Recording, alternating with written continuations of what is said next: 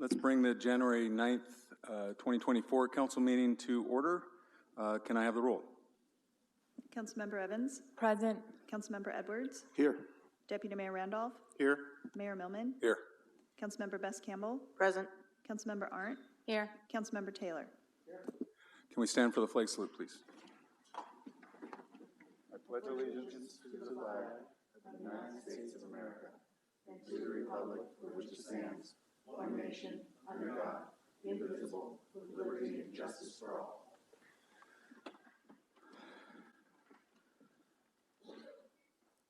Tonight, I would actually move to add an item to our agenda. And that item is to reinvigorate the existing pay commission. It's something we started last year, and we tabled it.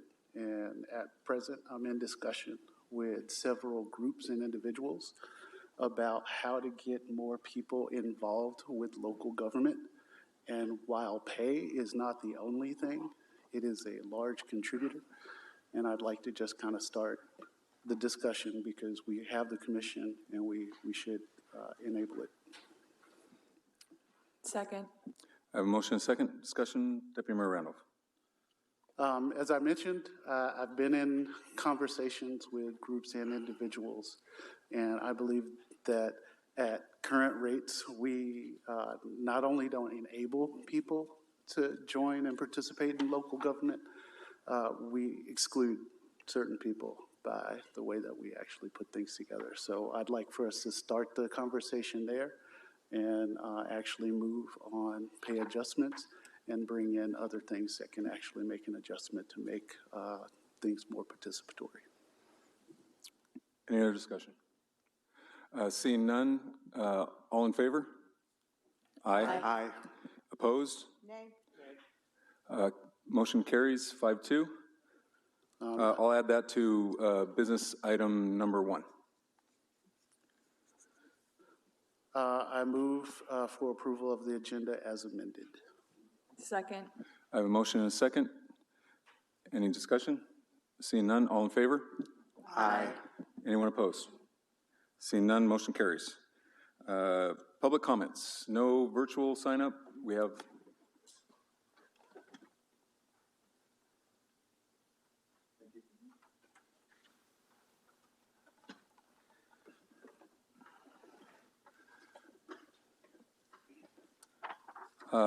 one person signed up. When I call your name, please come to the podium and state your name and whether you live in the city limits, and you'll have 3 minutes.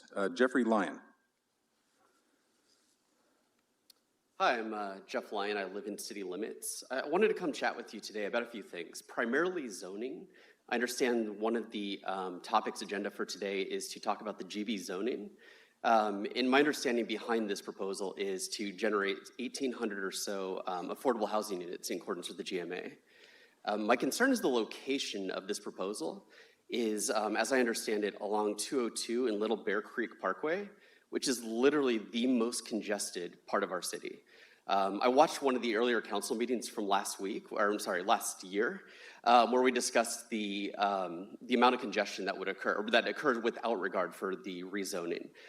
So my understanding was several of the intersections without regard for this rezoning would be level of service E, one would actually be level of service F, and here we are talking about what I believe would have to be mid-rise apartments to actually accommodate 1,800 housing units in literally the most dense, most congested part of our city. So I think that to go forward with that plan would be an error. Now, I do understand there's a GMA, there's a requirement to have affordable housing. I do support affordable housing. The problem here is we don't have major transit infrastructure, and those roads are congested. We don't really have a lot of opportunity to expand those roads. Plus, I would argue that, at least in my opinion, we shouldn't expand those roads. We already have enough roads to carry the traffic we have today. Perhaps there's an opportunity to optimize here and there. But to continually build downtown, continually, increase our density, continually have to, add more roads, add wider roads, I believe is a mistake for our community. The other concern I have with it is the premise of whether the housing will be affordable. I think it is certainly possible, but again, going back to the comment about mid-rise apartments, it would have to be incredibly dense. I did some math on it, and one of the requirements is that there be low-income housing, which implies a 30% AMI. The math that I did on that came out to $1,099 a month for an apartment, and I'm having difficulty seeing the feasibility of that. Lastly, I want to just throw out some metrics of like what I calculated as far as the density of our community. So Woodinville is already twice as dense as larger King County. This particular strip of land that we're talking about rezoning is 0.13 square miles, and it would imply 5x the density of the rest of our city. So like just try to imagine that, of like the amount of density and the size of the buildings that would have to be there in this already super congested place in order to accommodate this proposal. Looks like I'm a little bit short on time. So last thing I'll leave you with, since we are talking about pay, I know it's a contentious topic. I'm talking to some of the folks who would be paid under a future pay increase or potential pay increase. My hope is that pay or pay increases is not the reason why people serve on this council. Thank you. Thank you. We're going to have a discussion a lot more in detail on that, both topics. Appreciate it. Consent calendar. I move to accept the consent calendar as written. Second. A motion and second. Discussion. Seeing none. All in favor? Aye. Anyone opposed? Motion carries. Thank you. First business item, council compensation.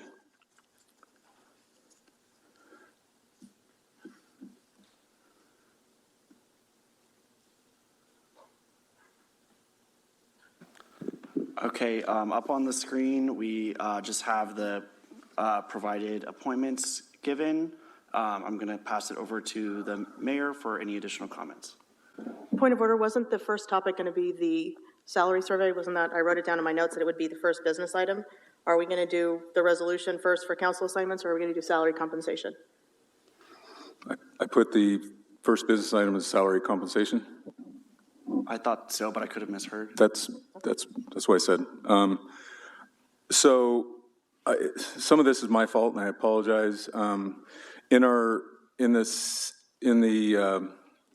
city website, it lists some of the committees, and one of those committees that we established 2 years ago, I think, was a salary compensation committee, and that was listed with some of the other committees, and I thought that could be handled under just one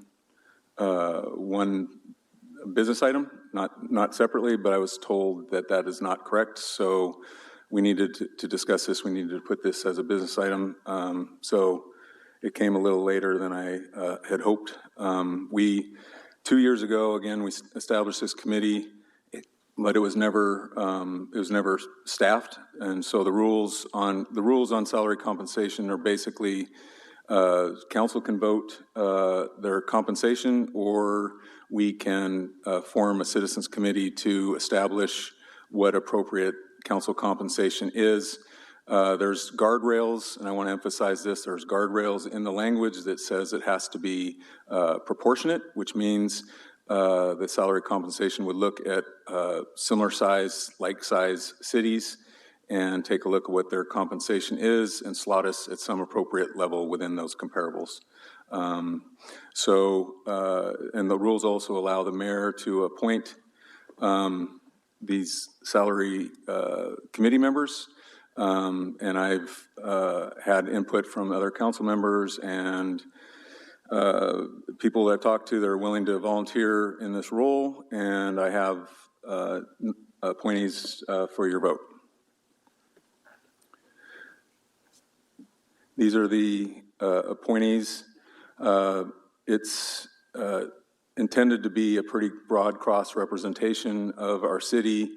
It also has varied demographics as far as age demographics, gender, geographic location. So these are my appointees, and we can open up for discussion.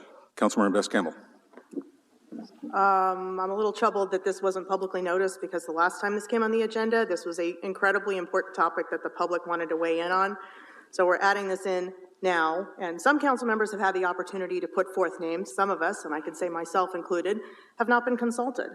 So we're going to, by fiat, because it'll be a 5-2 vote, we're just going to push these people through. And they've been asked by some council members. We have not opened it up to the entirety of the public. These are hand-selected. And again, the public was not given an opportunity to come in and speak their mind and what they would like to see in a salary compensation committee. So why the secrecy? Why do we have to do it now? And it's a middle meeting when there's no notice. I have a real problem with this. Any other discussion? I can answer some of that. It was a committee that we established 2 years ago. Salary compensation has not been looked at in something, I think it was 2 years ago was 26 years. I think it's approaching 28 years. It is something that I believe that we should look at, and we only have two methods for really looking at it, so this is one way. It wasn't earlier because, as I said, I thought it was in the other committee assignments, but we will have plenty of opportunity for the public to weigh in because the salary compensation meetings are public, and they will also come back to us, and with our recommendation, the council will have plenty of input and be able to vote it as they see fit. So, Councilmember Arndt. Just a question on the process. Once the salary commission meets and makes a recommendation, does that go through finally, or does it come back to council for a vote? I'm sorry, I didn't catch the last part of that. Does it come back to council for a vote after the commission makes a recommendation, or is the commission's recommendation set? It comes back to the council for a vote. Mr. Mayor, I believe it actually is filed with, if I'm reading it here, and Mr. Ganson I know is on the call, the recommendation goes to the city clerk, so there wouldn't be no further council action on the recommendation. My apologies. I think that sounds right. And the purpose of that, I believe, was so that we as council are not influencing our own salary commission. Is that correct? I believe that's correct, yes. Councilmember Taylor. Yeah, I'm just going to say without public noticing, and if this is created, just want to remind everyone that it was attempted in Redmond last year, and it became a very big outcry, and there was a lot of egg in the face. I don't want to be part of it, but just want to bring that up, that the tsunami will hit right now. Councilmember. I'm just curious why some council members were consulted and some weren't. It's clear this has been in the works. There's a slide just last minute, happened to be thrown together, happened to have it ready to go. I happen to know there are personal connections to council members up there. We shouldn't be appointing our friends. I've had a problem with this appointment process before. We shouldn't know who's on it. It should be people who don't like us, the whole gamut. They should be looking at facts and data, not at, well, maybe this is for the person that I really like. And this opens it up to too much interpretation that these are your friends, and it's obvious that your friends are going to take care of you. And I don't know who these people are. I don't think any of us should know who these people are. If we want to get a real look at what the numbers are, I think that we shouldn't know anybody on there. And it should be a random selection process by someone other than us. Yes, our rules are set up that the mayor appoints, but I think that that leaves too many hands in the cookie jar, so I'm a no on this. Deputy Mayor Randolph. Just for clarity, since there was some confusion, Mr. City Manager, could you walk us through the process and how the data is gathered and walked through? Yeah, and you'll have to bear with me as I'm just going through the code at the moment. But so the Salary Commission, the duties, the Salary Commission shall study the relationship of salaries to the duties of the elected officials and shall set a schedule of council member and mayor salaries by an affirmative vote of a majority of the Salary Commission. In doing so, the Salary Commission shall seek to ensure that salaries allow equitable access to elected positions by all citizens of the city regardless of socioeconomic status, while avoiding salaries disproportionate to the functions of council members and the mayor or excessive in light of the city's size and budget. If after such review, they determine that the salaries paid to council members or the mayor should be increased or decreased, the Salary Commission shall file the Salary Commission's written salary schedule with the city clerk. And then it's any increase or decrease established by the Salary Commission shall become effective and incorporated into the city budget 30 days after the filing thereof, without further action of the council or the Salary Commission except as provided in this provision of code. Does that answer the question? Okay.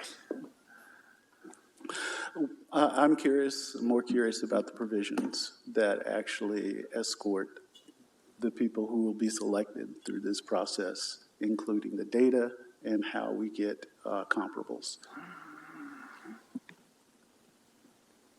I don't know that our code speaks to that. It's, what I would envision is it's going to be similar to when we've done salary studies or some of the salary evaluation work on the staff side, where we work to identify, and there's going to be a staff lift to this as well, where we're helping identify those comparables and collecting that data for the salary commission to use in their deliberations. I appreciate that. Really what I'm getting to is this is not selecting your friends and going, hey, buddy, give me a raise. This is data-driven, just as it's been presented. And I'm not sure how we get from selecting people and looking through the data to, hey, you selected friends that aren't going to look at that same data. One more question. Will we be able to get this same data from a third party and share that? We can, I think as the mayor mentioned, these would be, these meetings and business of the salary commission would all be subject to the Open Public Meetings Act. So yeah, those records will be public records. Councilmember Evans.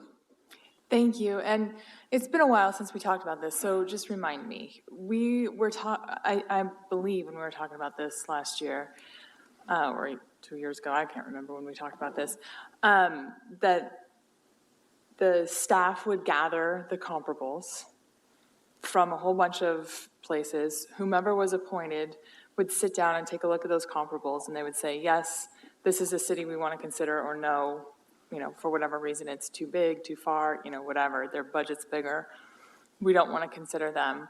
And they would go through and they would take a look at that. That would be a properly noticed public meeting where people would have the option to come and make public comment and watch it, right?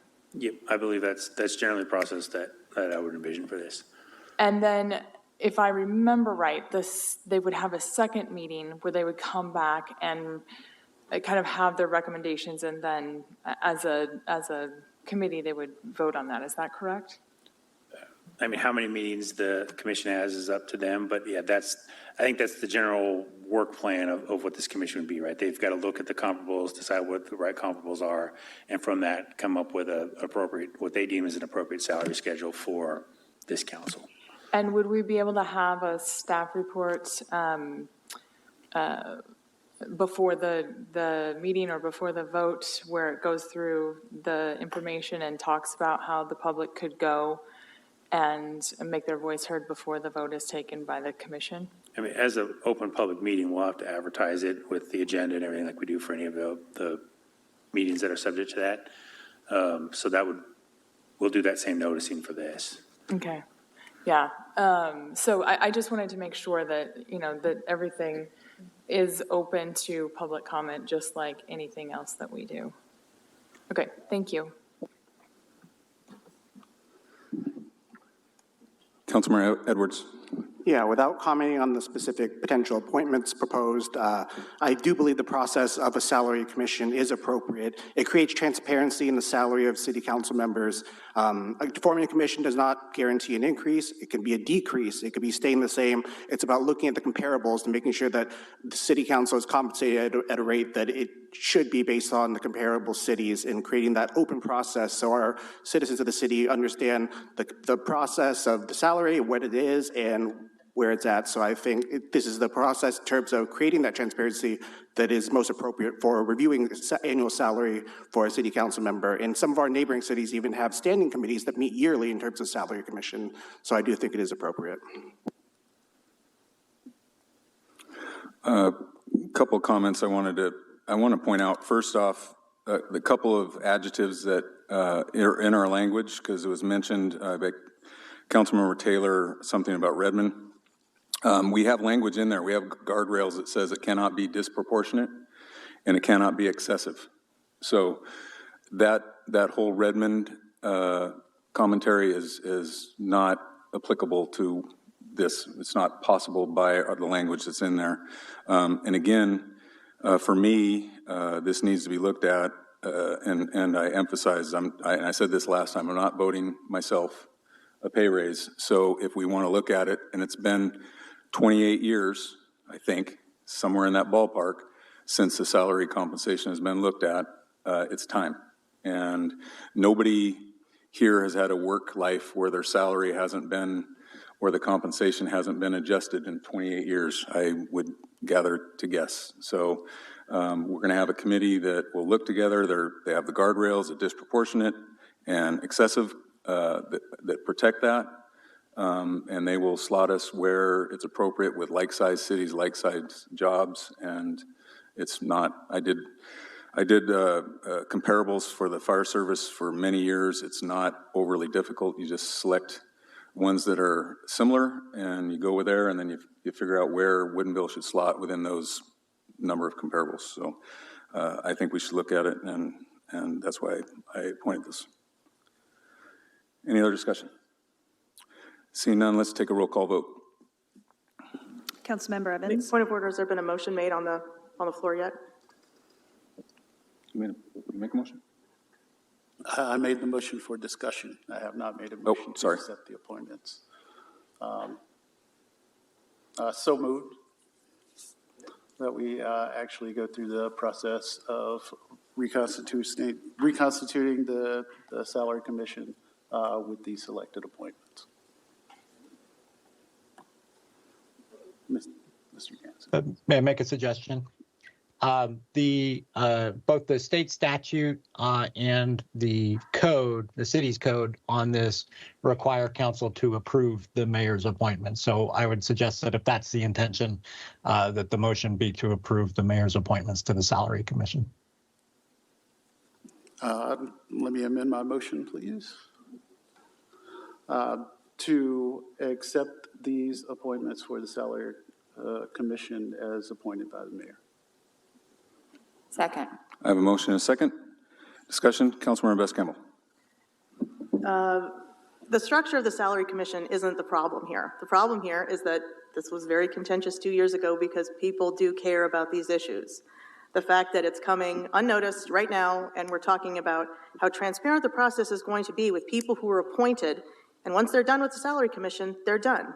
There's no recourse. They are not bound to the people they're representing. They're bound to us based on us allowing them to be on a commission. So they're serving the wrong people here. I think we've got this whole thing backwards. We shouldn't know anybody on this commission. We should draw names out of a hat of people who want to join. That way we don't know who to lobby. We don't know who's loyal and who is not. People are going to give us an honest answer. But if you put people on these commissions who like us, yes, they're going to find something just at that below level of outrageous compensation, but just slightly at the higher end versus what is a fair number. So I think the fact that the public was left out of knowing that the Compensation Commission was coming back is, to me, the bigger problem here. The guardrails that are in place, fine, when the commission is there. But the fact that the public doesn't know what's going on here is really telling. I'm a no. Any other discussion?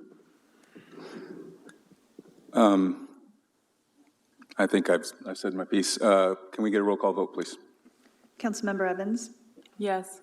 Councilmember Edwards? Yes. Councilmember Best-Campbell? No. Mayor Millman? Yes. Councilmember Arndt? Yes. Councilmember Taylor? No. Deputy Mayor Randolph? Yes. Motion carries 5-2. Next business item is adoption of Resolution 638, establishing 2024-25 Councilmember Committee assignments. Mr. Hill. Just 1 second. All right, good evening, Honorable Mayor Millman and council members. For this item, council will be asked to consider the presented slate of 2024-2025 committee assignments. These various positions are critical for Woodinville to continue to have increased voice in the region, regional planning taking place in the county, and volunteering your time to serve in these capacities is greatly valued. On the next slide, you will see the 2023-2024 assignments, followed by the 2024-25 proposal. Like I mentioned, here you can see the current assignments, and in your packets, you've included committee descriptions as well.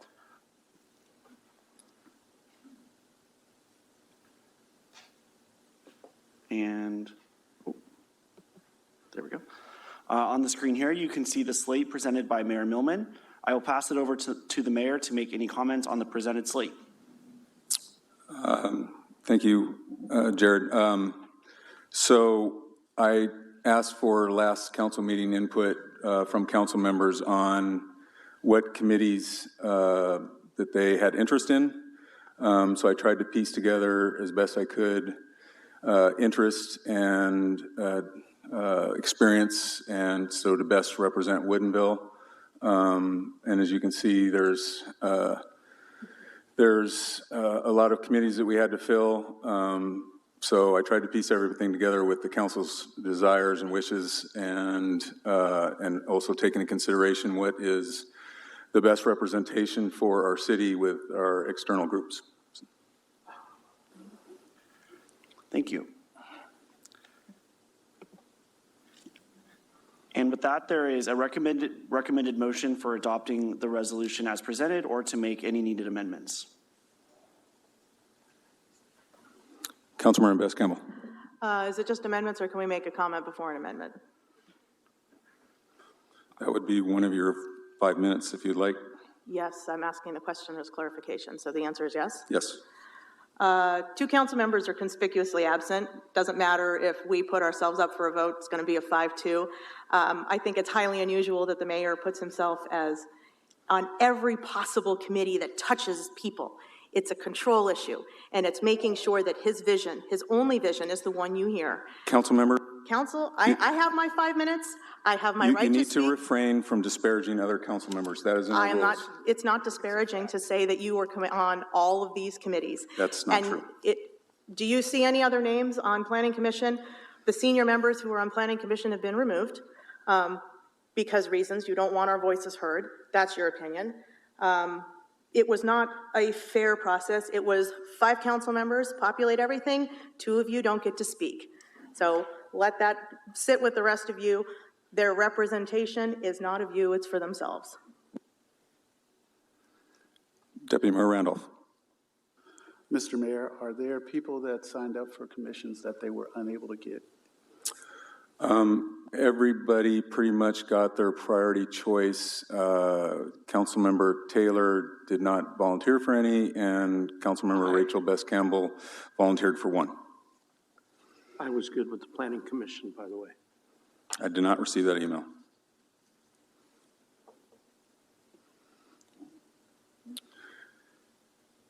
Yep. Any other discussion? Seeing none, another roll call vote, please. Oh, I said we haven't had a motion yet. I was just reading it in my head. Thank you. I move that the council approve resolution number 638, establishing the 2024-2025 council member committee assignments as presented. Second. I have a motion and a second. Deputy Mayor Randolph, as the maker of the motion, you care to comment? No real comment. I sent in the things that I participated in last year. I thought it was a fairly easy thing to do. That's the reason I asked the question. Like, if you got suggestions, then I feel like you followed them pretty well. Councilmember Evans. Thank you. And as per your request at the last meeting, I also emailed in. I know I'm backfilling for former Councilmember Rubestello in a couple things where I was the alternate last year, and so I know we switched things around and we went back and forth on email with that. So I appreciate you slotting those in. Councilmember Best-Campbell.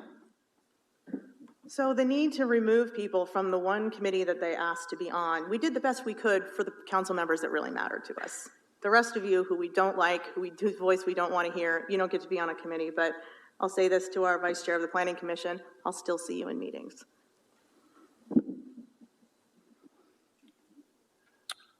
Any other discussion? Seeing none, roll call vote, please. Councilmember Evans? Yes. Councilmember Edwards? Aye. Councilmember Best-Campbell? Nope. Mayor Millman? Yes. Councilmember Arndt? Yes. Councilmember Taylor, No. Deputy Mayor Randolph. Yes. Motion carries 5-2. Next, business item, study session policy discussion on comprehensive plan, middle housing requirements, and planning for housing by income groups. Mr. Grumbaugh. Good evening, Mayor and members of the council. Let me go ahead and bring up my PowerPoint here. So can I stop for just a second? So we have a considerable number of slides. Whatever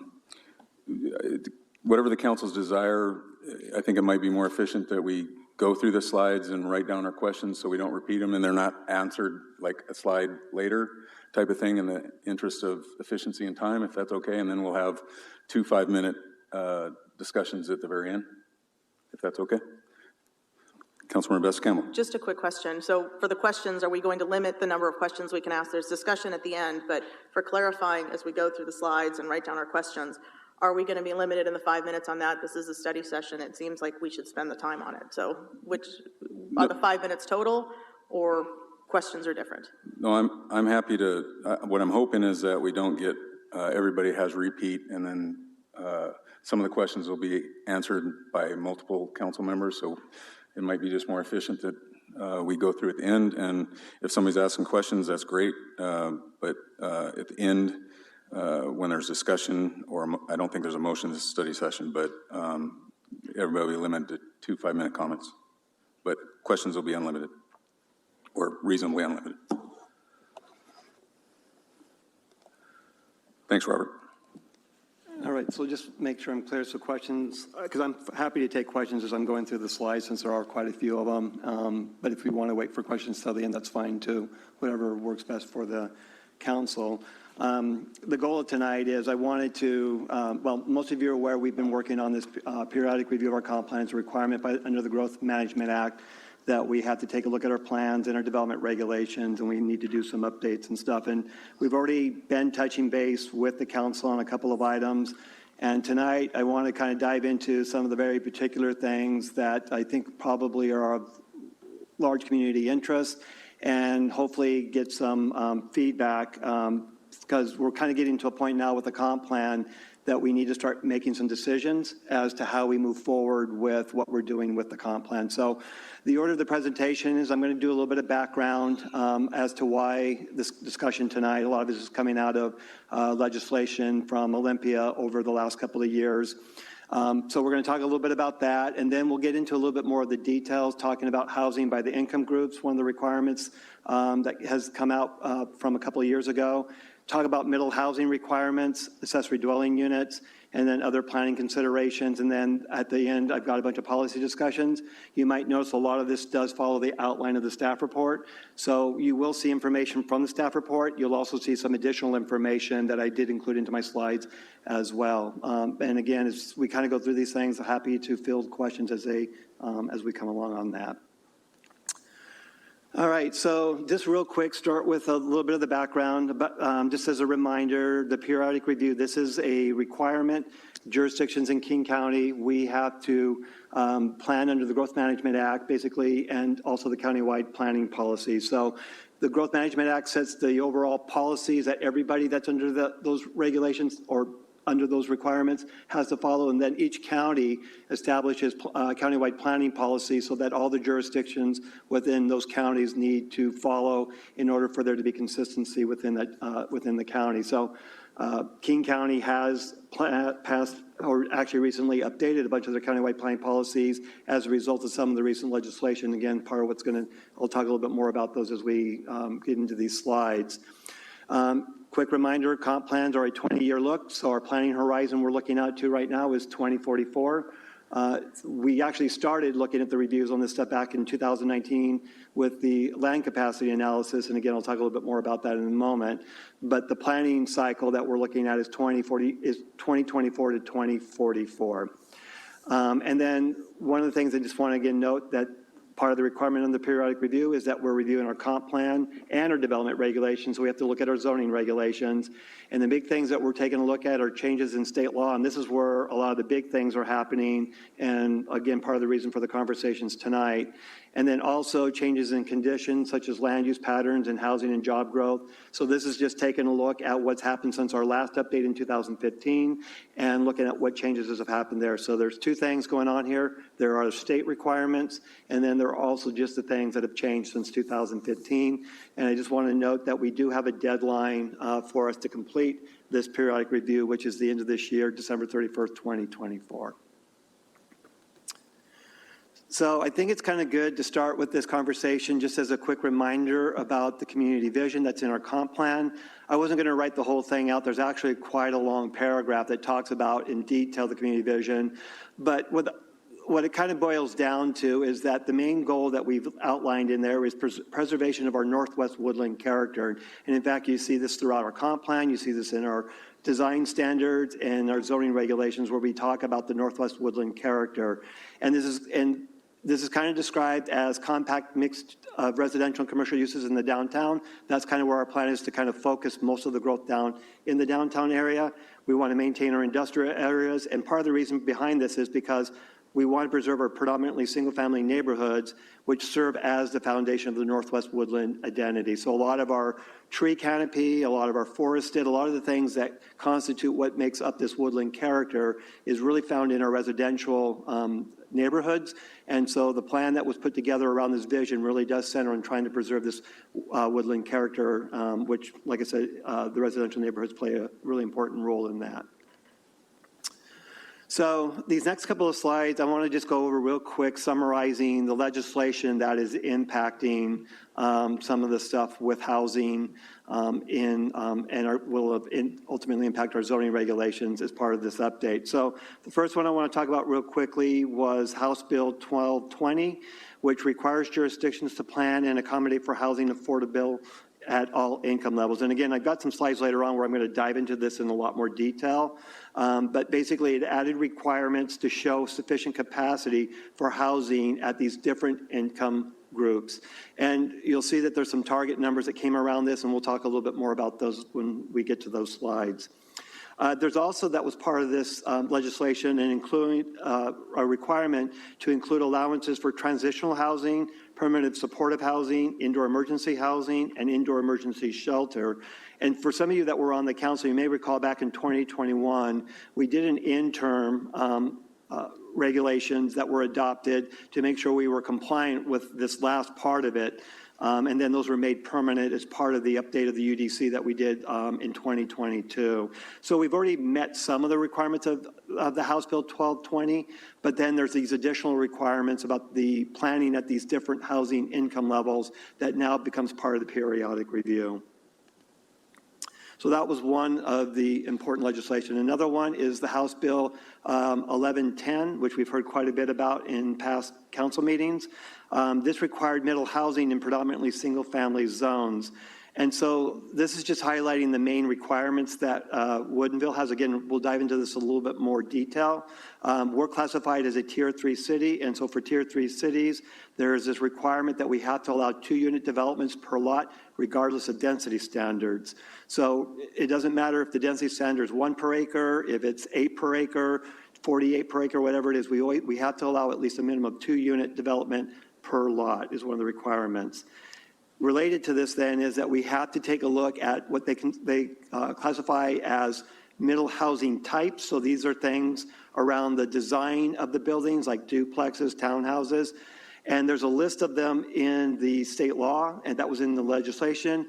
We have to allow a minimum of 4 of those housing building types. Now, and again, I'll note this, that the state law actually says it's a minimum of 6, but there is a caveat, a really large caveat in there that talks about that we actually only need to allow the housing to implement the 2-unit per. So that's where the Commerce has said that the 4 housing building types probably would be sufficient to meet that requirement. But we'll need to also consult with the city attorney before settling on 4 as being the number, if that is where the council wants to go with that.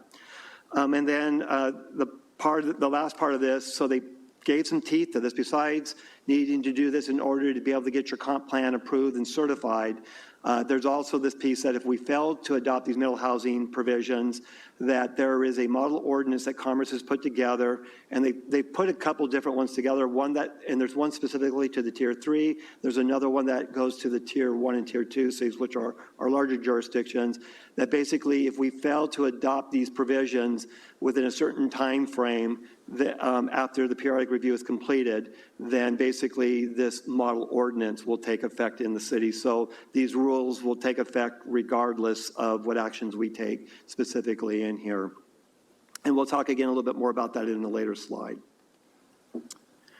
All right, another housing legislation that has a little bit of an impact is this Senate Bill 5258, which implemented a unit lot subdivision. They got a lot of different terminology that they used around this thing.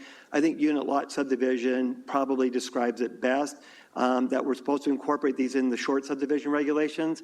And what this does is it works a little bit like how condominium rules work, in that you have a parent lot, an overall lot, that then you're able to divide up into smaller, so like each dwelling unit can sit on its own fee simple lot. Condominiums are somewhat similar, except for that the land underneath is actually owned in common, and that you usually don't own the outside of the building either. Usually it's the inside. This actually would set up a chance for ownership under fee simple, where the building and the land underneath, even like if it was in a duplex, townhouse, anything that basically has units on the ground, you'd be able to do this. And again, we'll talk a little bit more about that in a later slide. And then the other one I wanted to note on here, and for some policy direction also, House Bill 1337. This requires a minimum of 2 accessory dwelling units on lots where single-family houses are permitted.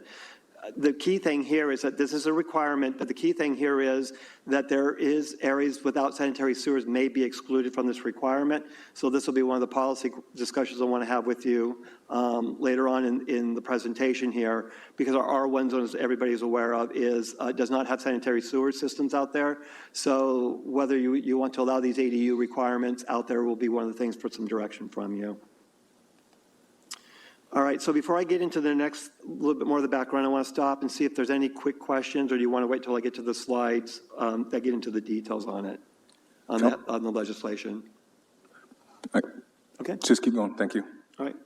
All right, so I throw a couple of slides in here. This is some stuff that you have seen from some past presentations and discussions when we were bringing, I think this came out of, I believe, our housing action plan originally, where it kind of did a little bit more breakdown of the community housing profile in there. So just giving you some general statistics here. So as of 2023, OFM, Office of Financial Management, has indicated that Woodinville, we had 6,414 dwelling units in the city. Of those, 3,289 are single-family housing. And that the average household size we calculated out was 2.38, which is actually a slight decrease from what we had back in 2015. 61.4% of the dwelling units or houses in the city have home ownership on them.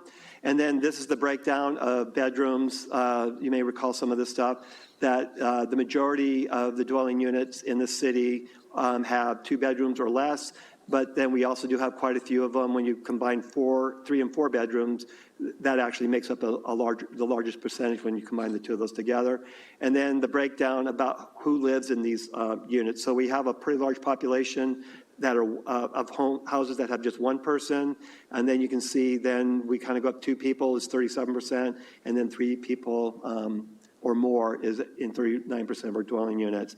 And this table over here was just basically a breakdown as to, does a little bit further breakdown in terms of the number of units, types of developments in the city. Okay, so now I'm going to start transitioning over and to start talking about some of the House bills and the effects on those.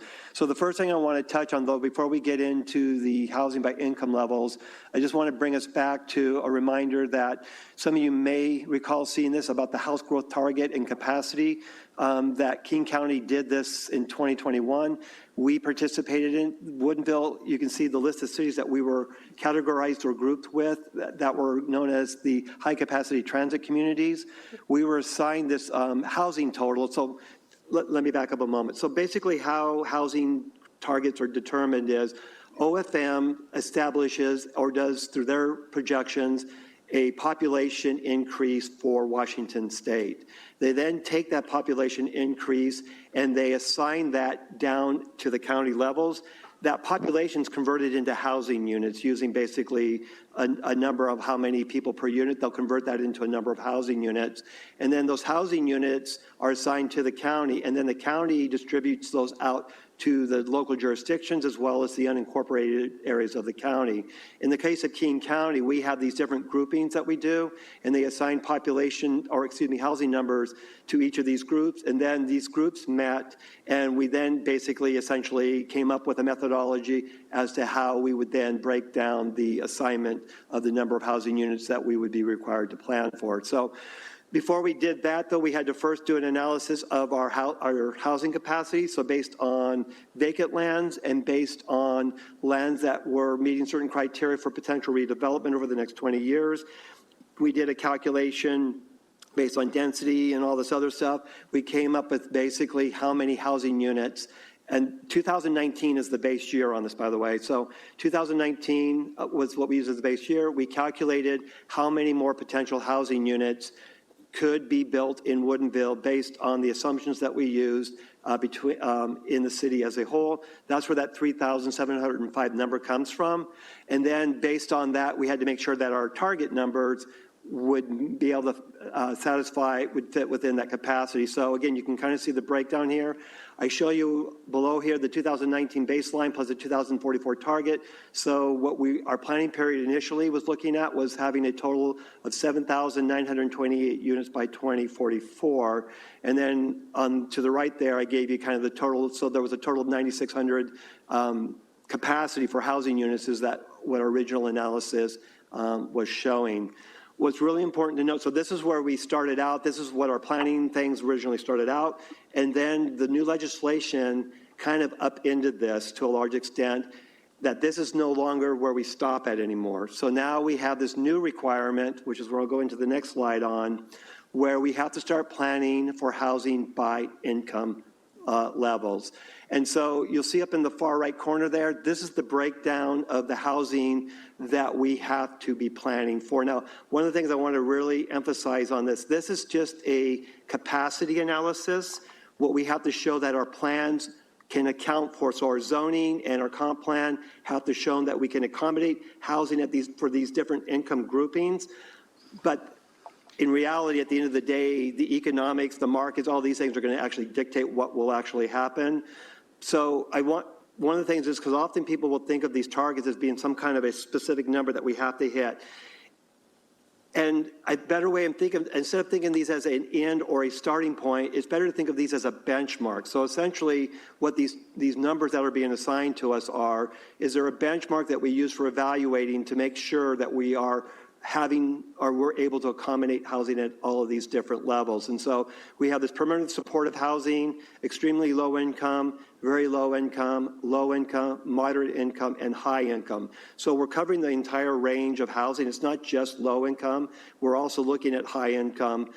And I'll talk a little bit more about this. I think it's in the next slide. But one of the things for Woodinville, because we don't have a lot of the housing that matches up in the extremely low or in the permanent supporting housing category, we ended up getting assigned a very large percentage of our growth target numbers ended up being assigned into these categories. And I'll show this in the next table. Before I go to the table, I want to stop a moment and just see what questions you might have before I bring the table up with the actual numbers and stuff.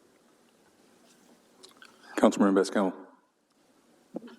So for the capacity analysis, when this goes into the comp plan, this just to show that we have identified portions of the city where we do have capacity for growth. It doesn't mean that we necessarily have to change the code immediately. Is it just to identify where it is and what the plan is, sort of like the roadmap, as opposed to actually requiring immediate code changes? So, which is a great question, and you're going to see actually that our capacity analysis actually will require a code change. And we'll talk about that with that GB mixed use zone. But that's what the analysis produces. It's not necessarily absolutely going to be the same thing for every jurisdiction, because what it comes down to is every jurisdiction has to do the same analysis. So in King County, each of us have to do the same analysis, and then we have to take a look at, based on a bunch of assumptions and stuff, and I'll get in a little bit more detail on this, they have to evaluate their ability to meet their targets in each of these different categories. And then based on that, if in a perfect world, our current zoning would be able to hit all of these in a perfect world. But it's not a perfect world. We're going to see here that because Woodinville does tend to have a higher income here and housing here tends to be more expensive, we end up being short on the lower end of the housing part of the puzzle. So that's where this GB mixed use is going to become really important. So in our case, there is going to be a necessity for zoning changes, but we'll talk a little bit more about those in the slides. Councilmember Evans. Do you have a slide that talks about what extremely low? So if I look at Arch, for a one-person household at 30% AMI, it's $30,765 a year of income. Have they defined it that way, or does it vary across the state? Because very low income would be really different here in Woodinville versus, in Eastern Washington. Yeah, so it's a great question. The next slide, actually, I'll break this down, but we don't use Woodinville's numbers in terms of where the housing fits within. It's actually using the HUD numbers. And so actually, I'll go ahead and bring that up here next. Yeah, I think that would be really helpful. So this is the breakdown.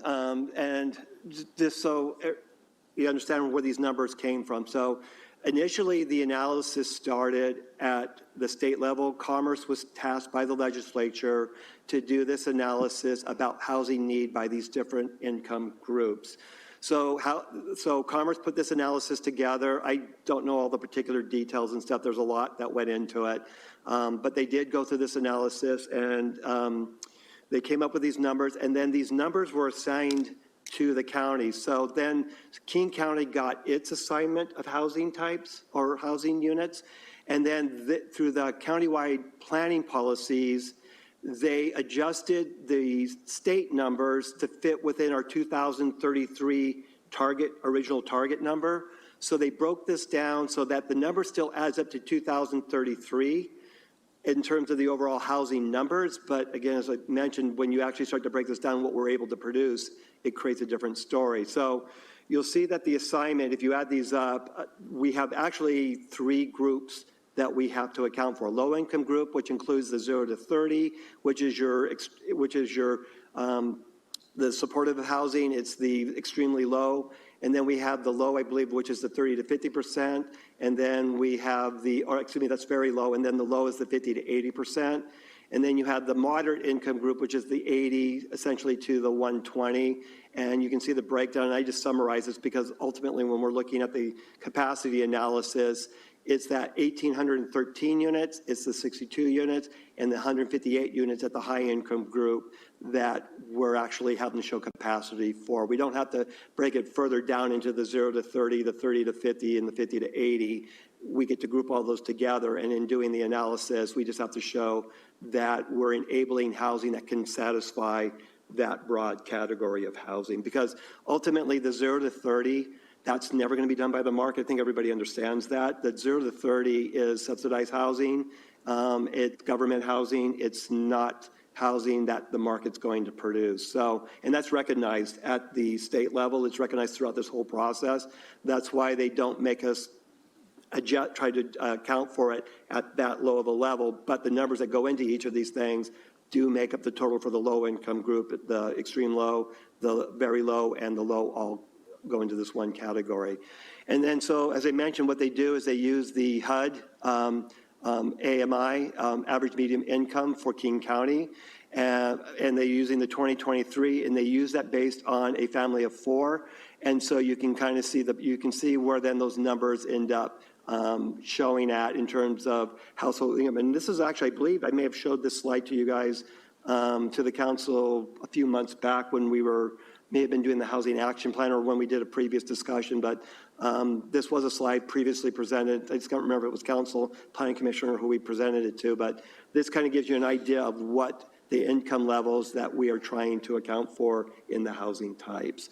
And then the bottom part of this is a category as to, based on the analysis from Commerce and looking at real estate and stuff, the types of units that tend to fall into these different categories. So generally in the high income group, it's predominantly these days single-family housing.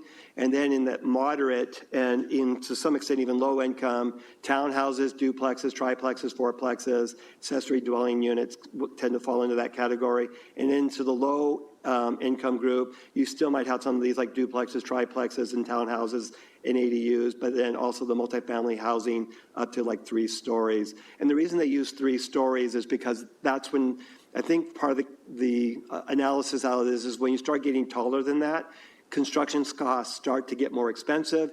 The units, and so then trying to get housing for this lower income becomes more of a challenge because the housing costs go up. Like, for example, in our case, like, we have structured parking as a requirement for most of our stuff here in downtown Woodinville in the CBD, and that structured parking is $50,000 per parking unit. So you can imagine that really adds a lot to the cost. When you've got these lower stories, you may not necessarily have as expensive of a parking garage, for example. So the construction cost, I think, is what they found to be a little bit more on the affordable range. So before I go to the next slide, any questions on this? Before you jump off of there, so this really comes across as central planning. This isn't the market. This is central. This is somebody saying, this is what we can build. So the way I read it is up until 2044, if you have a lot and you want to build a single-family home, you're going to build 158 of those, and then you're done. You're shut down until 2044 per this, because otherwise you're not going to make it. So you're going to be working from the high-income group downward, because nobody's going to build 1,813 where there's no money. The profit motive for developers and anyone that's building is to maximize their use of land.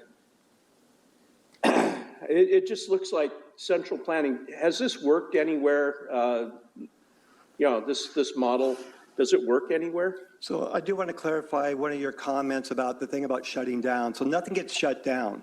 So what happens here, so for example, let's say over the next 20 years, let's say 500 single-family houses are built. You can build 500 single-family houses if there's a market for that and their land, all that stuff is available. Nothing says that you can't build that.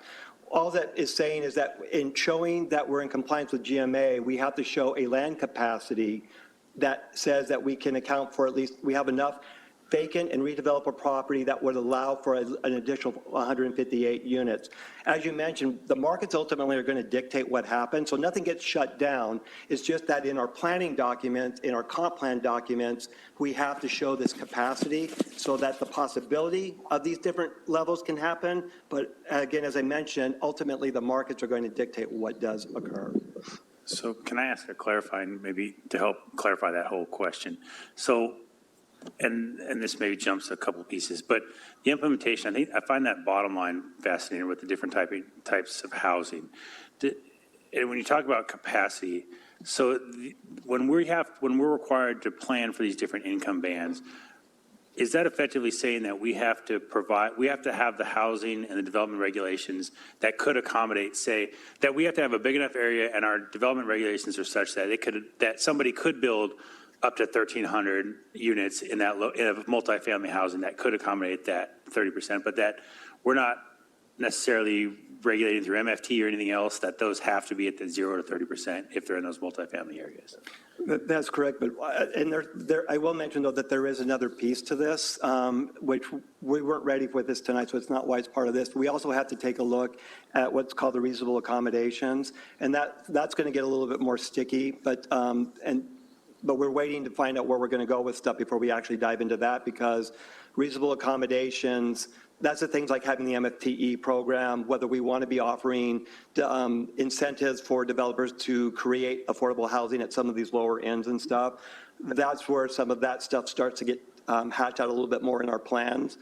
But for this right now, the exercise tonight, this is just basically, yes, we're looking at these we're looking at this more at a type of housing, and then there is further conversation that does have to be discussed about whether what we're going to do to try to help also further support some of these more affordable housing ranges. Okay, so Robert, can we go back a couple slides? You say 2033 housing target. Can we go back to the capacity?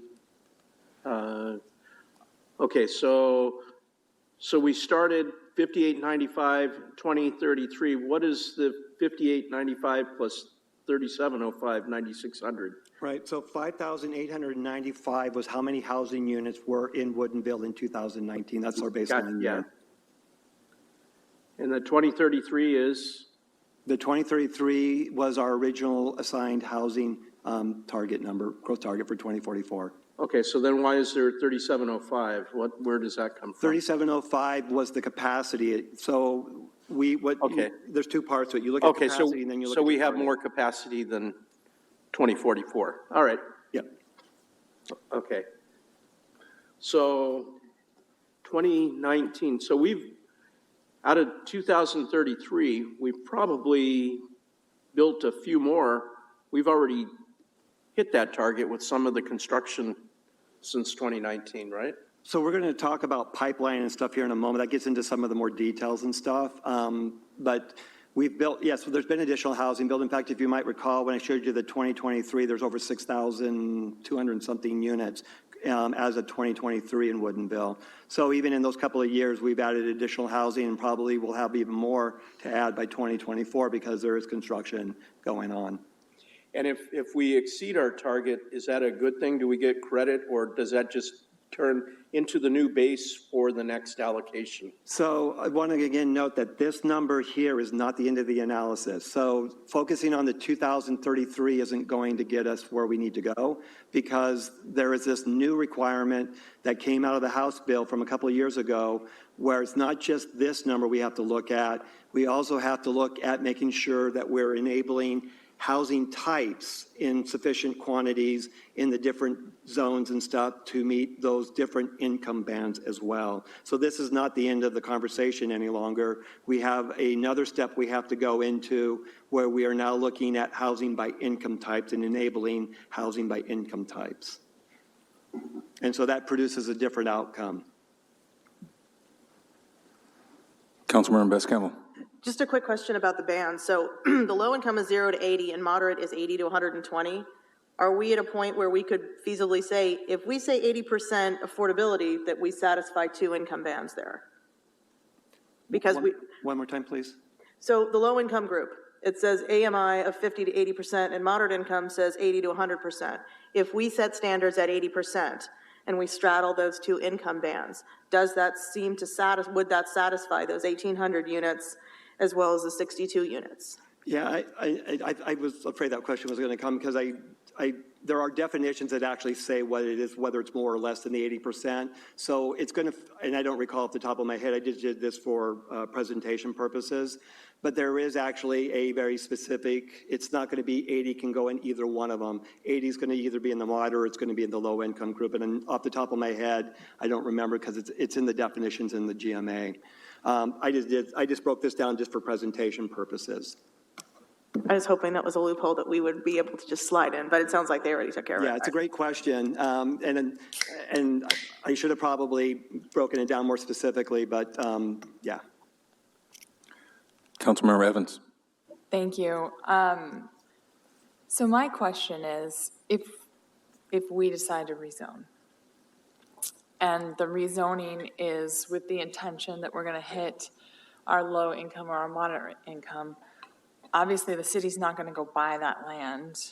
We're not going to force anything. So what happens if we rezone and a developer comes forward and they're only going to develop at maybe the moderate income group and above?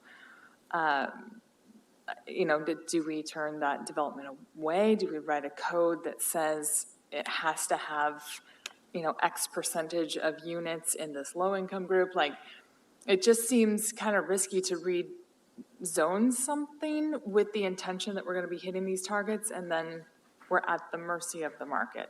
So the requirements here, so this is kind of a thing with zoning. So zoning is just something that sets the parameters of what is possible. Ultimately, markets will determine, to what you're talking about, markets will determine what actually happens. For purposes of growth management, we're not, at this point right now, we're only required to put what's possible. That's all we're required to plan for, is what is possible. There will be, because the new requirements, because right now the periodic reviews, the latest legislation is the next periodic review won't be for another 10 years, but there's a 5-year check-in. And based on how things are going throughout the region and stuff like that, the legislature may make new requirements and they may back away from requirements. So there's this monitoring that's going to go. So right now, our requirements are to do what is to lay out the parameters of what is possible. That's what we need to do to meet GMA requirements. What actually happens will be monitored, and we'll see what ends up happening. In fact, I mean, some of the requirements that we have now are a result of the fact that, because we've always had this requirement to account for affordable housing, but as I think everybody's aware, there's been an emergency declaration on that because the rules and stuff in the past were not getting us to where, weren't getting us a sufficient amount of that housing. So the legislature made new rules because of that. As we move forward with what's going on, depending on what outcomes are, we may see new legislation making adjustments. But there's about every 5 years, there's going to be this monitoring. Commerce has got these requirements to be tracking this and reporting to the state legislature.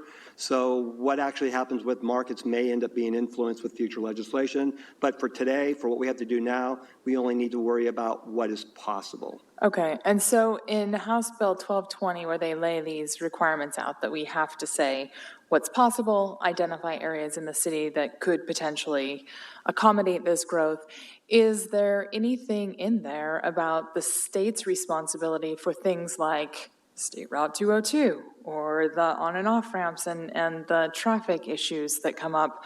Or are they just putting these on us and saying you must identify this, and then they're just leaving sort of that giant elephant under the carpet? Yeah, so, which is a great question. And I mean, I can't answer for the state. I mean, this is a housing requirement, so we're talking about the housing element of our comp plan. There is also a transportation element, and obviously there is, transportation was a big thing that drove the original adoption of the Growth Management Act back in 1990. So it's a great question. To whatever extent the legislature, I couldn't answer, because ultimately, you know, they're going to have to make those decisions. Do we feel the consequences from it? Yeah, absolutely. But it's also true that, you know, we've got more populations coming in and there's these other issues going on. And right now, from everything I'm gathering, their first priority is trying to get the housing part a little bit more balanced out. And I'm not sure what will happen with the transportation pieces of it, but that's all part of the stuff that goes on in Olympia. Thanks. Councilmember Best-Campbell.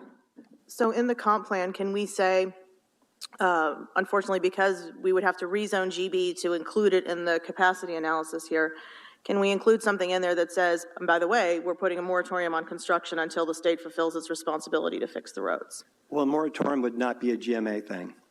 Well, so where would we be able, so we would have to change the code, which would mean it would be available for use by whichever developer would want it. Is there a way that we could either, I don't know if you do it in the comp plan or you do it in the code, to say, and construction permits will not be allowed until such time as we have adequate understandings of what the queuing is going to look like and a redo of 522. So, I mean, some of those things are getting in. Moratoriums probably is more what Jeff would have to answer. But what I can tell you is that we do have concurrency requirements. And concurrency requirements have to be satisfied with new development regardless. Now, the thing that makes a little bit of a twist on it is that our concurrency requirements do not apply to the state facilities. So 202 and 522 are not subject to our concurrency requirements. Now, WASA does have a concurrency requirement that they do adopt for 202, but I don't know, Asha, if there's anything to really say more on that. I mean, to what extent they enforce that is a question mark. But to the extent that our roads have concurrency requirements that have to be satisfied, development does have to still meet those requirements. But the state is not required then to do their part. So their roads are in our city. We have to add capacity, and we have concurrency for every piece of construction that we have. But when they want construction that affects their roads, they say, yeah, but, well, I'm trying to figure, because we can't fix the interchange. That's tens or 20s or hundreds, who knows how many millions of dollars that is. We can't fix that. So how do we get traffic concurrency from the state, because it's a state route? I mean, it would be one thing if we didn't have state roads and county highways and whatnot here, but we do. So how do we get that capacity? Because that's going to be just a peach of a bottleneck that we create. So how do we address that? I mean, the only answer I can give you on that is that's working with Olympia. I mean, that's ultimately the funding that happens through Olympia. So that's through that legislative process is ultimately where that works through.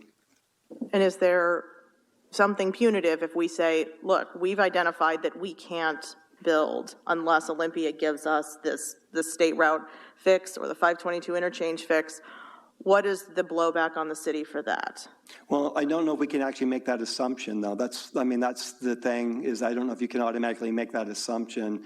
The other part of this is that, levels of service, there isn't anything in state law that says you can't have a level of service of F. There is nothing that says that that's not a possibility. So it's basically a policy decision that's made, and you're recognizing that traffic is really going to stink really, really bad if you adopt such a low level of service. But there isn't anything that prohibits from having that kind of a level of service. So that's why I say ultimately this is decisions that when you're talking about the interchange, that's ultimately Olympia and advocating there with Olympia on the roads and stuff in there.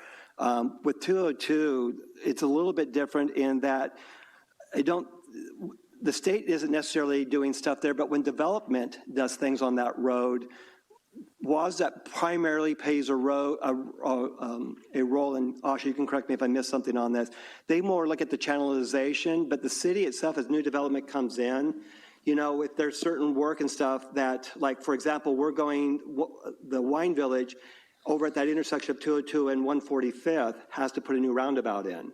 So it's the 202 roundabout, but it's the concurrency that triggered it, and that's why Wine Village is building it. And so we are going to be doing improvements to the state highway 202 as through the developer, it's going to have to do these improvements. City's also is part of this as well. So those are the ways that, like 202 may see improvements as development comes along. You can see those kinds of improvements happening along in there. The 522, like I said, that's a totally different thing. There's nothing on us involved with that piece. But along 202, as development, if they trigger like an intersection, and I would note that the concurrency was triggered not because of the 202, it was triggered because 145th coming in had a failure concurrency on it. So it was a city road that triggered the concurrency requirement that then had Wine Village happen to do this roundabout at that intersection. So just to clarify, so the city has limits on, this, we don't want our intersections to go through level C, I'm hoping, probably closer. No, most of it's E, which is consistent with with our sister communities and stuff. But we don't allow level F, that triggers concurrency for us. So if we redo GB, for example, and it triggers 522, we're out of luck. Because we just have to ask nicely and please, and are we required to build if our roads become impassable? Or is this something feasible that we can say, we just can't, we don't have the capacity until the state builds it, and then it becomes this contest of, well, who goes first? Who puts the money up first, us or the state? So this is just a lovely little mess here. Right. But you may recall, I believe we presented from the transportation plan, we did present, when we talked about the GB before, we did talk about what we would anticipate the impacts on our levels of service on some of our roads and stuff. And we do know that in some cases, with or without the development, we're falling into a level of service F. I don't remember, Asha, which intersection that was. And then another, was that the AM or the PM? PM. And then the AM falls into a level of F with the development, but that'll trigger then, in order for that development to go in, it'll trigger improvement requirements to that intersection to try to maintain it at a level service of D if it affects, because it affects some city roads, not just 202, but it affects some city roads. And therefore then we can have concurrency requirements that would have improvements triggered by the development. So that's one of the things that also, keep in mind as we're trying to improve our road systems.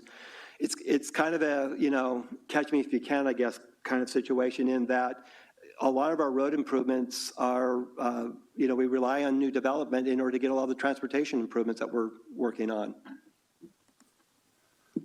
So that also plays a role into all of this as well. All right, anything else on this slide? Some really good questions. Okay, let's go ahead and go to the next slide. All right, so this, I just wanted to, I'm not going to go into great detail on this because it'll just make your eyes go into the back of your head, and some of this is broken down a little bit more into the, in the report that's in your packet. But I just wanted to kind of go over, touch base real quick with you about the land capacity analysis that we had to do based on the new requirements for the income levels, which also pulls in the middle housing and the ADU stuff, which we'll talk about a little bit more. So the first part of it, so there's a new inventory of vacant and redeveloped properties that we ended up going through with this analysis. One of the key things I want to note for everybody on this, because there are some assumptions and things that go into all this stuff, but there is a requirement that we can't just make assumptions up out of thin air. The assumptions have to be reasonable, and we've got to be able to defend whatever assumptions we put into our analysis.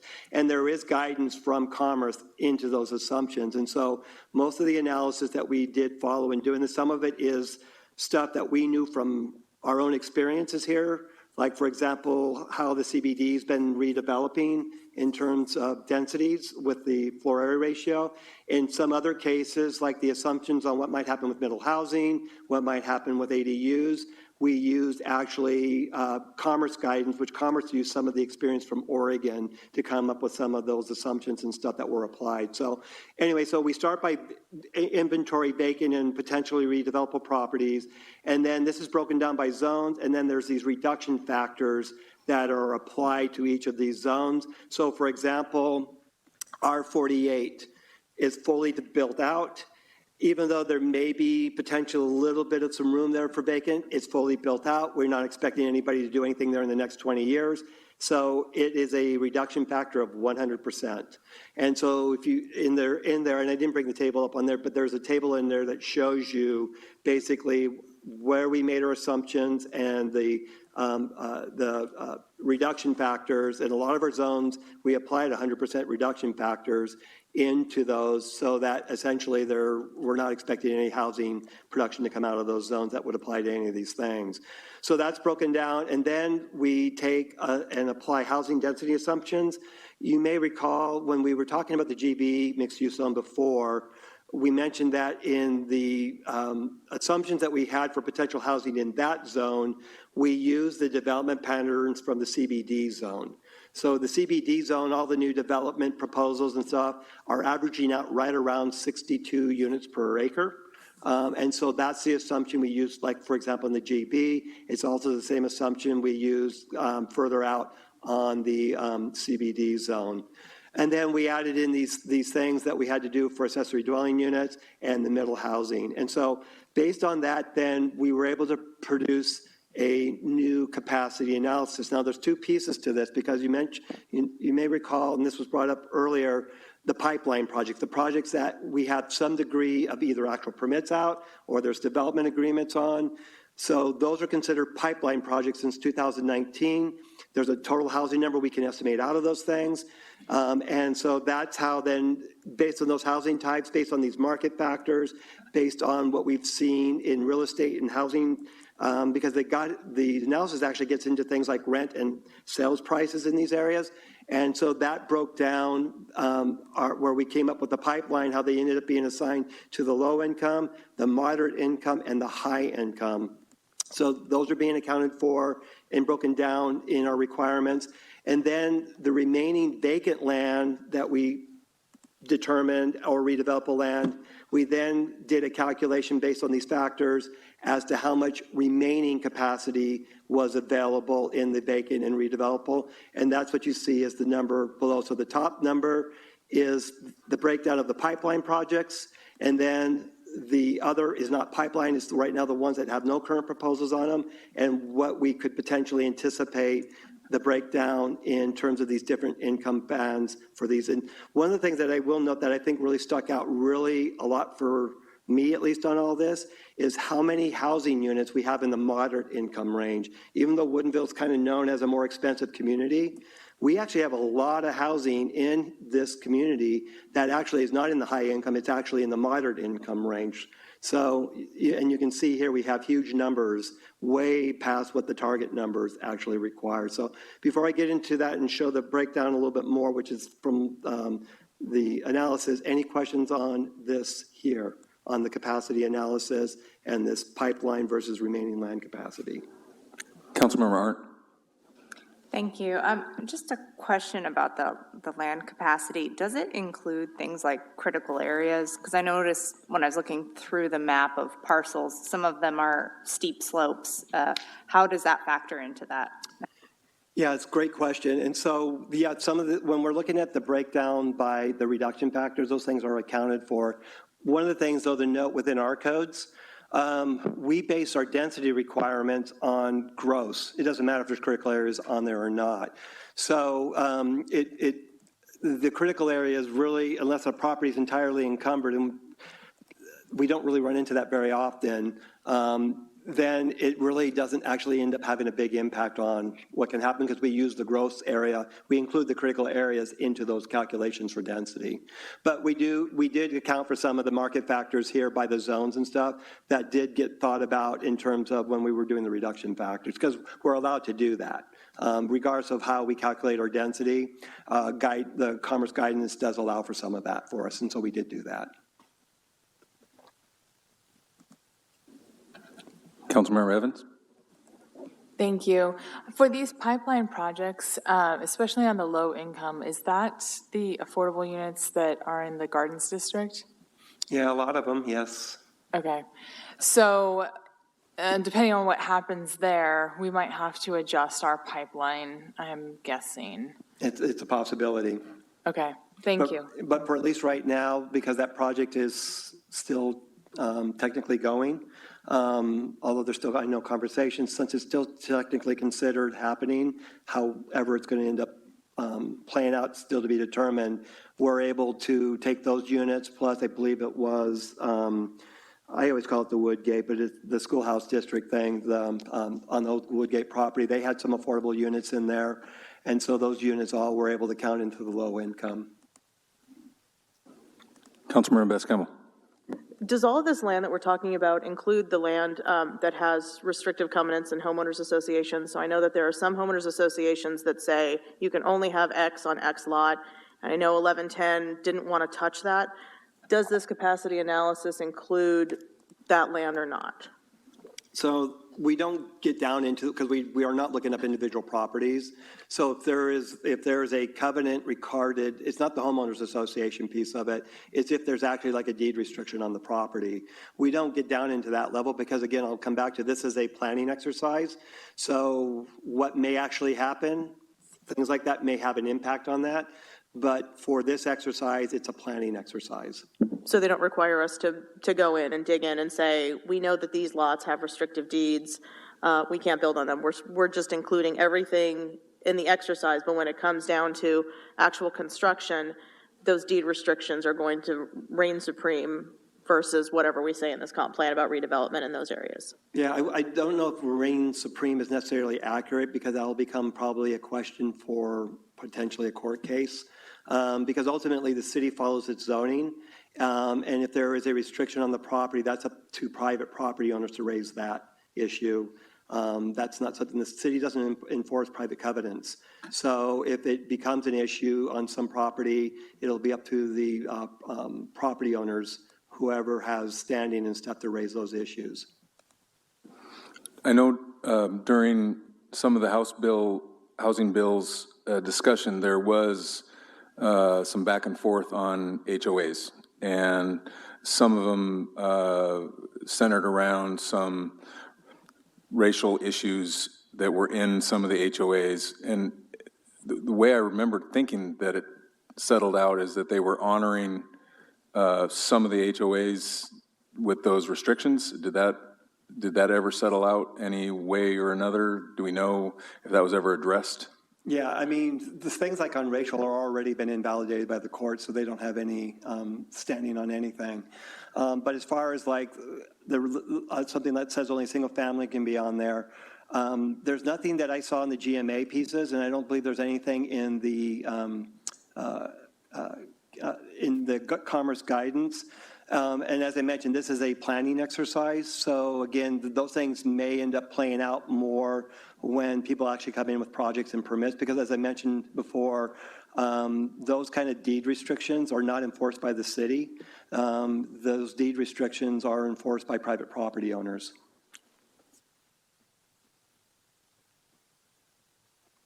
Okay, anything else?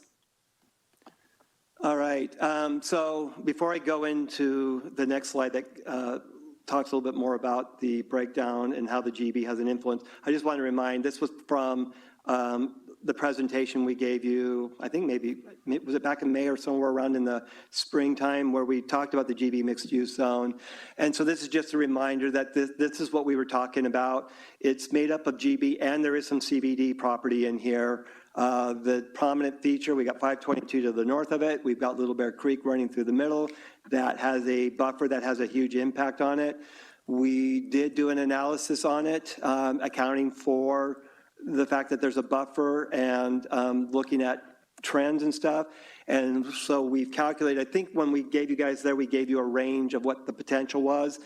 And breaking this down in more detail, for the planning purposes, we settled on 1,627 as the number of potential new housing units. That may not be what gets built. It could potentially be more, it could potentially be less, because we'll use floor area ratio, but using current market trends, that's kind of where our calculations fell on this. And in addition, potentially, if this rezoning happens and develops out, we could see a net increase in this area of 581 jobs. And I just want to note that, we've had these conversations with you both back when we were in the Housing Action Plan, when we were developing it. This is actually one of the things that's identified as a potential way to deal with affordable housing. It is also originally came up in our Economic Development Plan. This is actually one of the, I don't know if it's a policy or an action item or whatever, however we described it, but it is mentioned also in that Economic Development Plan. So we're now kind of getting to the point now where we've been talking about it, and we need to actually know, and when we get into the policy discussion, one of the things I'm asking you about is needing to know, do we continue forward using this and start basing our plans on this, or are we going to not do this? And then that means we'll need to come up with some other ideas on how to meet some of these requirements. So this is now getting into showing you the differences. So and this comes from the report that you have in your packet. So this is breaking down the housing target numbers, the pipeline projects, as I mentioned to you before. I showed you how those broke down and got assigned, and then remaining capacity. So if we don't do anything, we stick with kind of our current approach, you can see that basically based on that, we're going to have a very critical shortage in the low income. We're fine in the moderate income, and we're perfectly good in the high income. It's just in this category of low income, we would be lacking, and so we would need to come up with other ways to make up for that. Now, with the GB mixed use zone, to the point that was brought up earlier, which was a great point, we don't necessarily know if all of these are going to be low income, because they probably won't be.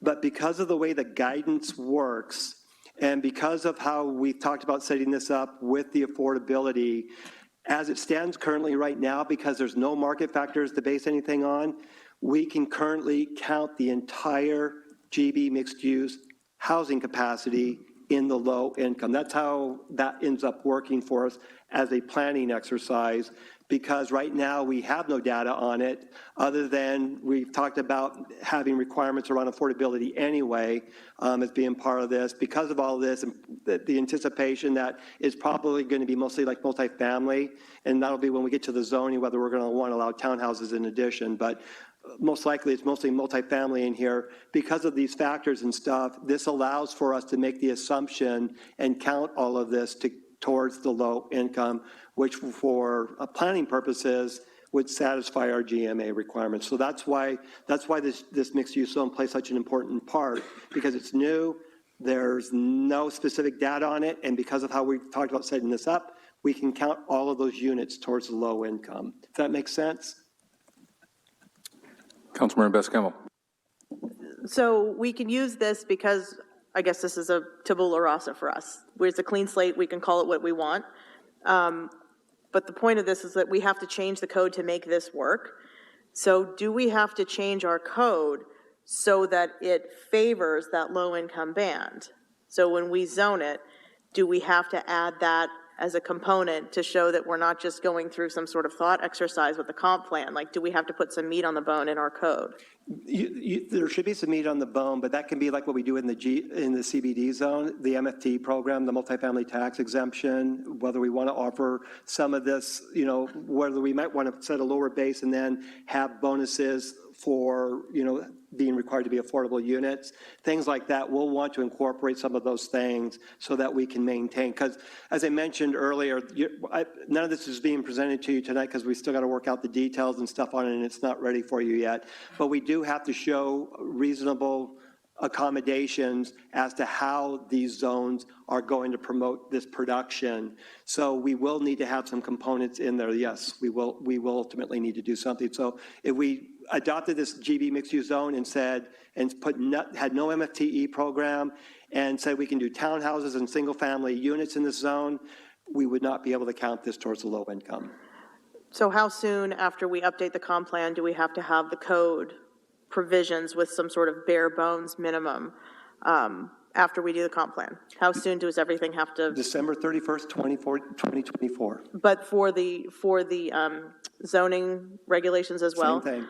So what you would need to do is in the midst of updating the comp plan, you are also going to have to come up with completely new zoning for GB mixed use? Yeah, this is the requirement of the periodic review, but we're not the only one. Everybody has to do this. So you have to update your zoning to be consistent with your comp plan. That's all part of the periodic review.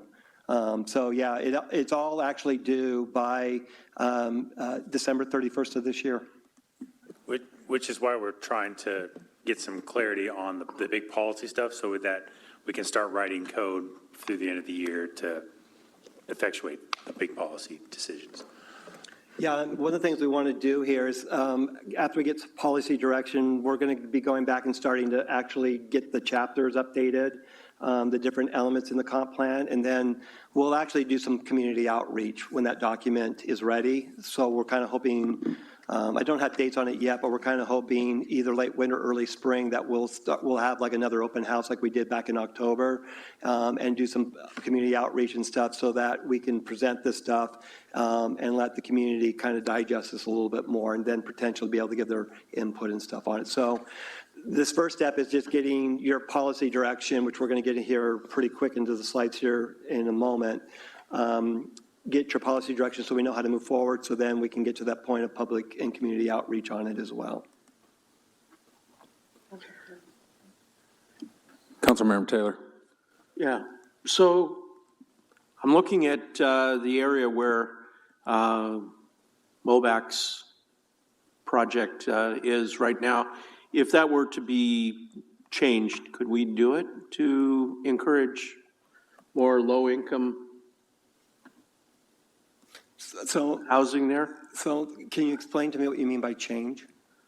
Well, we don't have any agreements in that area, right? Correct. So we could impose these new requirements right there, as opposed to taking and knocking out more business, I guess. If we were to look at general business rezoning, we're kind of knocking out more retail, more core. And I'm not sure that that would be the view that you want coming into Woodinville off 522, is that high-dense type of housing right there off of 522. So could you get the density? Could you move the density around within what's already not spoken for?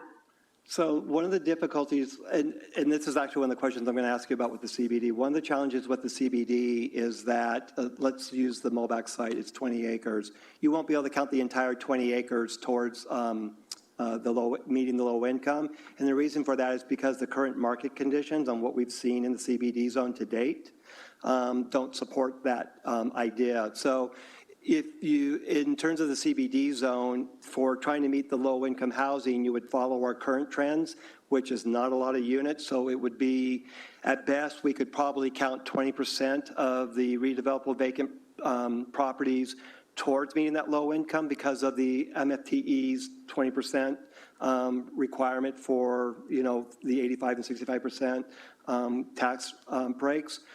So you wouldn't be able to count the entire piece. You'd only be able to count a percentage of it. And more likely than not, it won't get us there, but we can do that analysis and take a look at that if the council does not want to move forward with the GB. Because if you don't want to move forward with the GB mixed-use zone, we're going to have to come up with other ways to make up for this. And it won't happen by just saying mullbacks. That won't actually happen because of the way we have to make our calculations. It's not enough land to do it.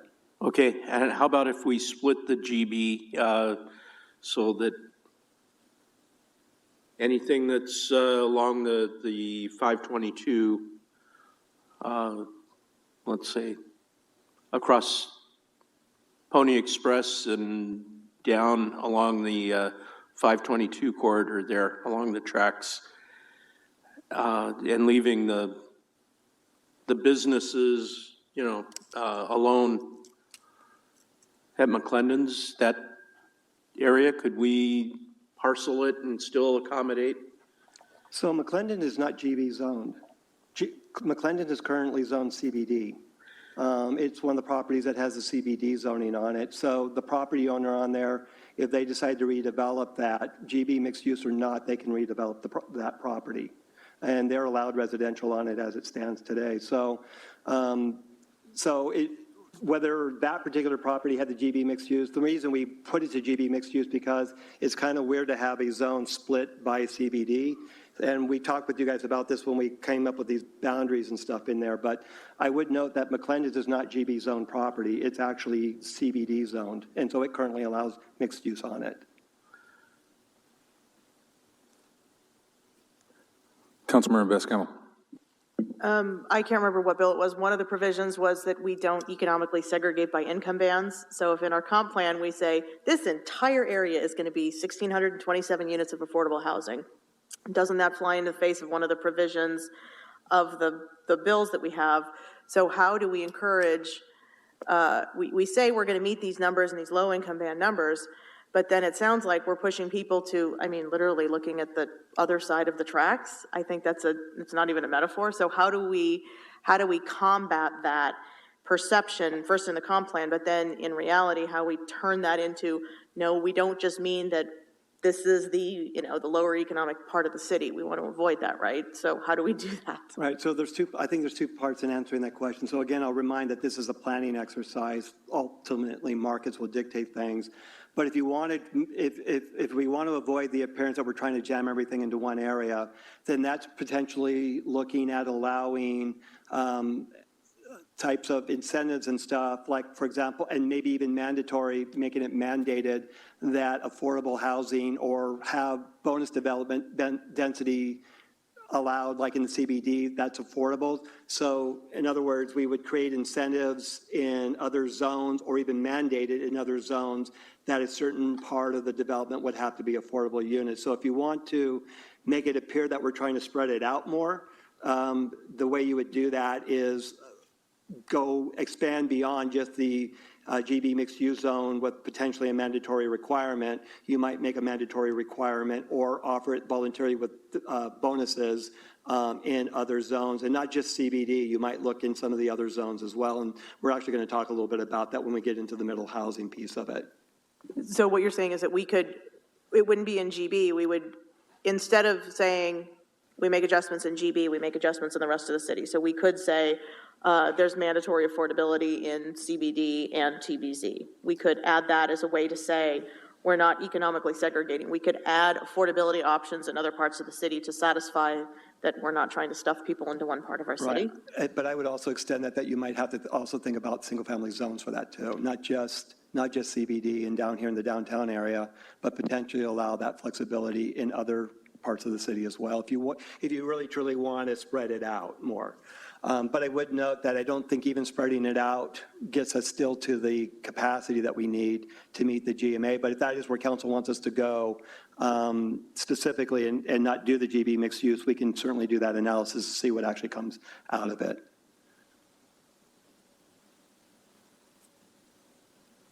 Okay.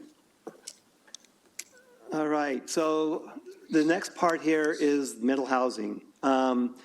So I already kind of talked about this a little bit. I think the main thing, again, I'm just going to note, well, first of all, I'll note middle housing is a term, this is the definition, is a term used for housing types between detached single family and larger multifamily complex. So generally you're looking at the lower rise stack, or you're looking at townhouses, duplexes, triplexes, fourplexes, sixplexes. Those are generally what are considered in the middle housing. And one of the new requirements, Woodinville is a Tier 3 city, which gives us a break from the Tier 1 and 2, because the 1 and 2 have much higher requirements than the Tier 3 cities do. We actually are quite a bit less in what we have to do. But what we do have to do is we have to allow 2 housing units per lot, regardless of lot size and regardless of density standards. So this is one of the new requirements. And then we have to allow at least 4 middle housing building types. Couple of important things to note. Regulations for middle housing cannot be any more restricted than for single family, although there is a slight caveat in that if we want to preserve our single family look and feel of our residential zones, we could adopt design standards so that for example, if you were going to do a duplex, it has to still look like a single family house. So we could adopt standards that keep the building itself looking like a single-family house, but then allow 2, 3, 4, whatever it is, number of units you want to per the zone inside of that house, which I would note that this is actually not a new idea. I've actually seen that this is stuff that goes back decades where they've talked about trying to create this opportunity. It's just now kind of coming into more of our GMA requirements now, but this idea about preserving a single-family look, because there's nothing that says that you have to make the house look like 2 units. You can make it look like 1 unit, but have multiple units inside of that building, and works perfectly fine. So that'll get into some of the policy question as to whether we're going to want to potentially create some design standards around that. But that's the one caveat. But beyond that, so like for example, if you don't require a conditional use permit for a single family, you cannot require a conditional use permit for middle housing. It has to be allowed, it has to be permitted in the same way. And you generally will apply the same building coverage, the same setbacks. We don't have to really, for the most part, most of our zoning, we don't have to make adjustments in our single family zones for that. There is a little bit of a caveat, I think, in the R1 for the largest lots. I think it's the largest lots. I can't remember. I think I identified in the staff report, but in one of those, because in the R1 zone, we have a scale based on the lot size as to what your building coverage can be. And one of those probably is not consistent, but everything else within there is. So we may have to make some adjustments in some of that stuff. But other than that, most of our zoning is in compliance. It's just that we would need to allow those 2 units. And so the idea here is, I think I mentioned this in the staff report, our last analysis was showing, I think, the average size of a new single-family house in Woodinville now is around 5,000 square feet. And so what this would be saying is, okay, you can have the 5,000 square feet, but you could divide it into 2 units. So you're not going to get more building coverage out of it. It's still the same building coverage. It's just instead of one big, gigantic house, you could now have potentially 2 2,500 square foot houses. And that's the intent of what they're trying to do with this legislation. That makes sense to everybody? Deputy Mayor Randolph. Yeah, I'm just trying to confirm, like, changing this does, like the building types, does actually factor in changing our housing numbers and the way we're able to calculate that, correct? Yeah, so this is the housing types. I didn't put all the things up here because like the attached stuff, are just adding more onto like the 4, 5, 6plex and stuff. So we have to allow some housing types, but you can put, in this case, like for example, the stack flat, that doesn't look like a single family house, right? But you could put design standards that says that still has to look like a single family house. And same thing like with the duplex or the townhouses, that they have to maintain this certain single-family look to them if we wanted to do that in certain zones. Right, if we wanted to go fourplex, that changes the calculations as well. Right, but you could still have the same design, you could still have the design standards still saying that the form of the building's the same. Got it. Right, so like maybe the street side only can only have one door, and that the other doors might have to be off the side or the back or something like that. Okay, and how do ADUs factor into the calculations? Because I believe they're allowed now. So, yeah, and so we're going to get into that question because the R1 zone's where the question is. In all the other zones, we have to, where we allow single family, we have to allow at least 2 ADUs. So in the definition of this, the 2-unit piece, you can have one of those units be an ADU.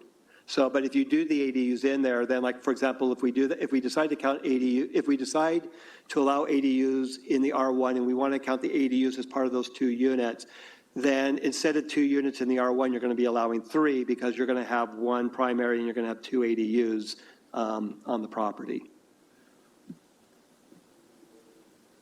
That's very interesting math. I'll wait till you get to it in the presentation. Right, well, it comes down because of the 2 ADU requirement where single-family zoning is allowed. And so an ADU needs a primary, so any property with a primary house, 2 ADUs means 3 minimum. That's where the math comes from. Question on the design standards. So I've seen, I don't know if they qualify or count as a townhouse or a duplex, but I've seen some that look like single-family residents, but they're only attached. They don't really have a common wall, but they're attached by just something very minimal in the middle. Like a breezeway or something? Is that a duplex, a townhouse? Is that something we can achieve with a single-family look? Yeah, I mean, it could be all the above. I mean, that's one of the things that's interesting. It's one of the reasons why states shouldn't be trying to do this stuff, because a lot of these things actually overlap with each other. So like, for example, in the Commerce Guideline, they use the word duplex for the 2 units, but that doesn't really actually make sense, because when we think of duplexes, we tend to think of what you see there, but that stacked flat, that's a duplex also. It's the same thing, it's 2 units. 2 units is a duplex, whether it's stacked or they're attached to each other. Townhouse, 2 units, can be a duplex, can be a townhouse, it's all the same thing. So there's a lot of overlap between these things, and that's part of the things. We'll use the correct terminology to meet GMA requirements, but we're going to have to do some work with this, because in many cases, there's a lot of overlap between these types. So, yeah, there's a lot of overlap between them. So you could actually get away with fewer units, but we'll still tell the state there's 4 of them. But in reality, it's actually fewer housing forms than 4. Councilmember Best-Campbell. Is there a minimum size for an ADU? Because I'm thinking of the R8 zone, so it's 44,000 square feet in an acre. R8 is 8 homes per acre, so you're what, 5,500 square feet of land. 1,000 square feet is assumed with what you need for an ADU. Like, basically, you have a house and a walkway and a house. Yeah, so our current codes say that the size of an ADU cannot exceed 50% of the floor area, with a minimum of 300 and a maximum of 1,200. We will have to get rid of the 50% piece, and we will have to, the bottom line of it doesn't really matter if you get rid of the 50% piece. So the state requires a minimum of 1,000 square foot for an ADU. We currently allow them up to 1,200 square feet, so that's the size of the ADUs we currently allow. And that was a change in 2021, because prior to that, it was just 50%.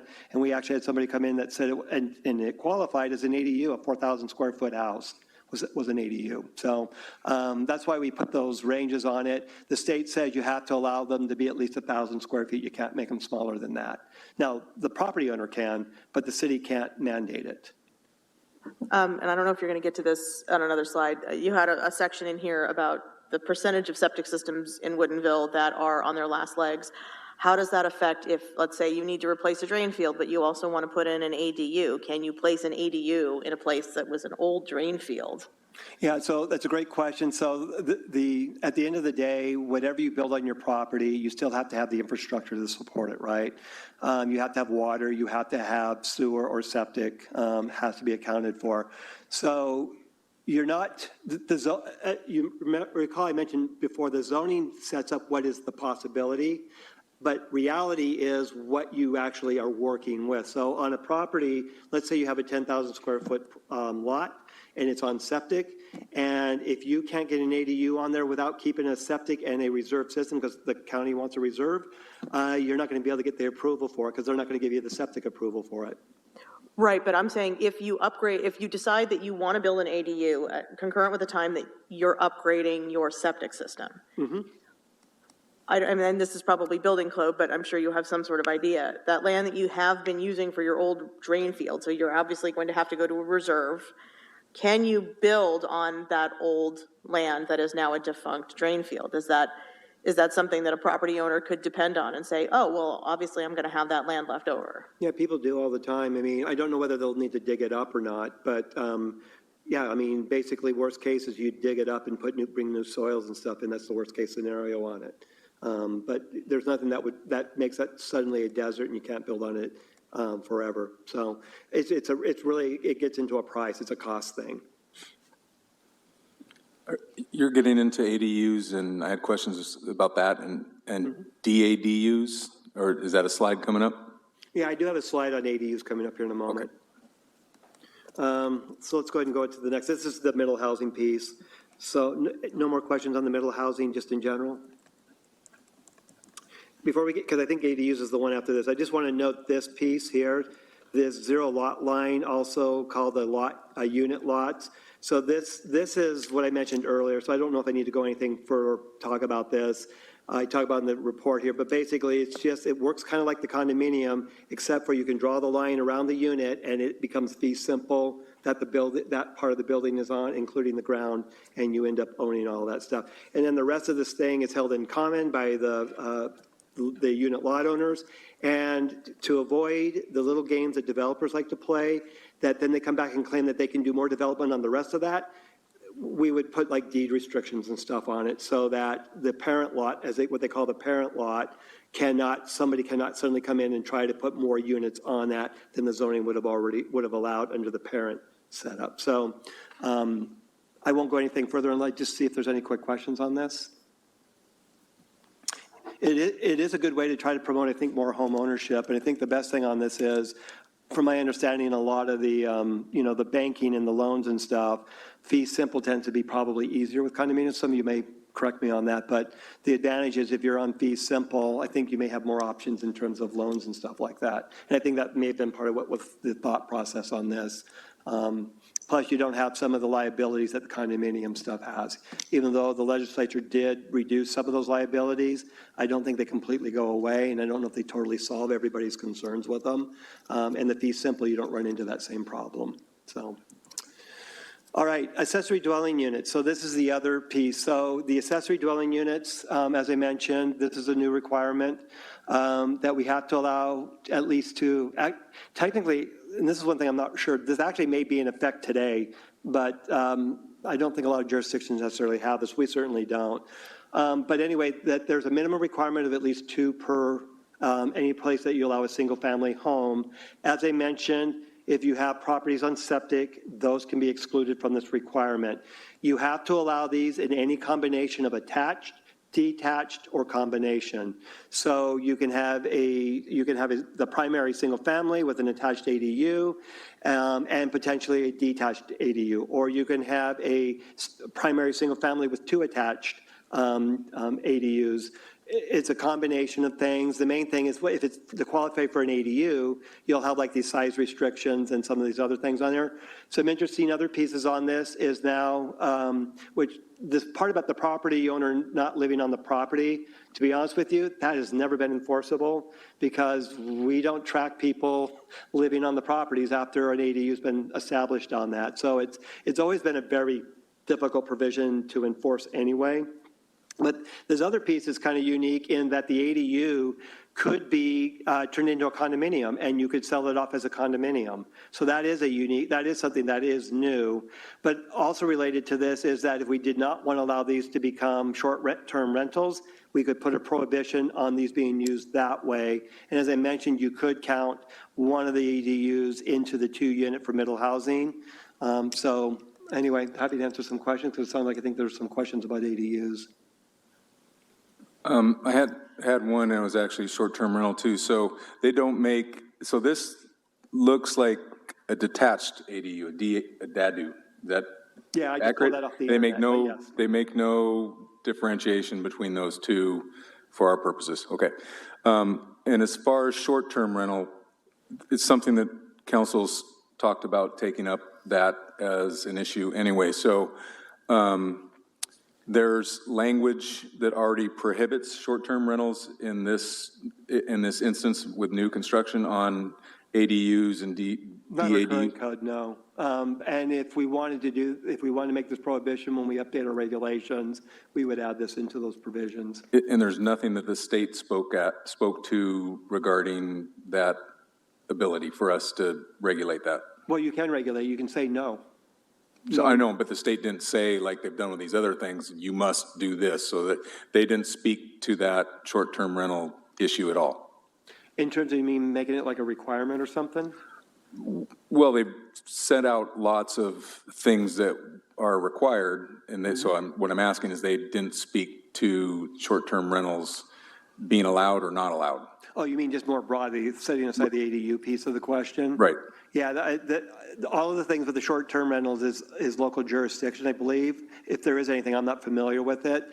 But they did specifically on ADUs, they did use very specific language that says you can prohibit them here. But that, as far as I'm aware, this is the most specific I've seen, at least in the GMA, it's the most specific language about what you can do about short-term rentals.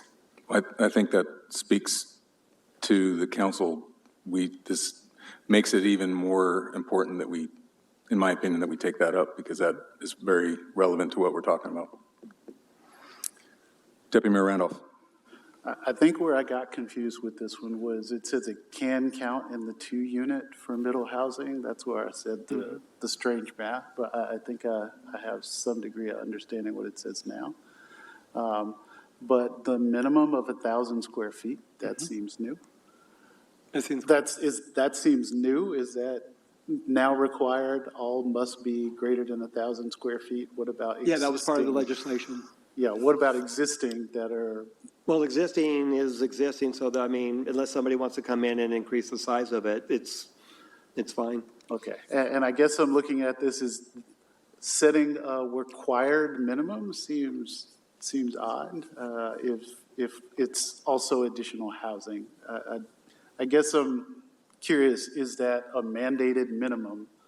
There's a mandated minimum square footage for any new ADU. Correct. Which kind of overrides, especially when we talk about the size of a home and the area ratio that can be served by that. So Right, but as I mentioned before, in Woodinville, the average house size is 5,000 square feet. And we allow ADUs up to 1,200 square feet currently. Okay. Councilmember Evans. Just a clarification on that. This says that our code needs to allow a minimum of 1,000 square feet.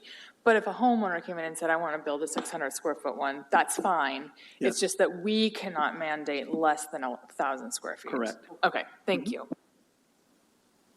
Councilmember Best-Campbell. So the provision that it could be sold as a condo, does that then trigger the previous slide with the short plat subdivision? So you're going to sell the condo, but they don't own the land? Yeah, so I mean, a condominium, the city does not have authority to weigh in on a condominium. We don't approve or deny, we don't have that authority. A condominium, the property owner takes it and records it with the county, and there's certain stuff in the state statutes related to that.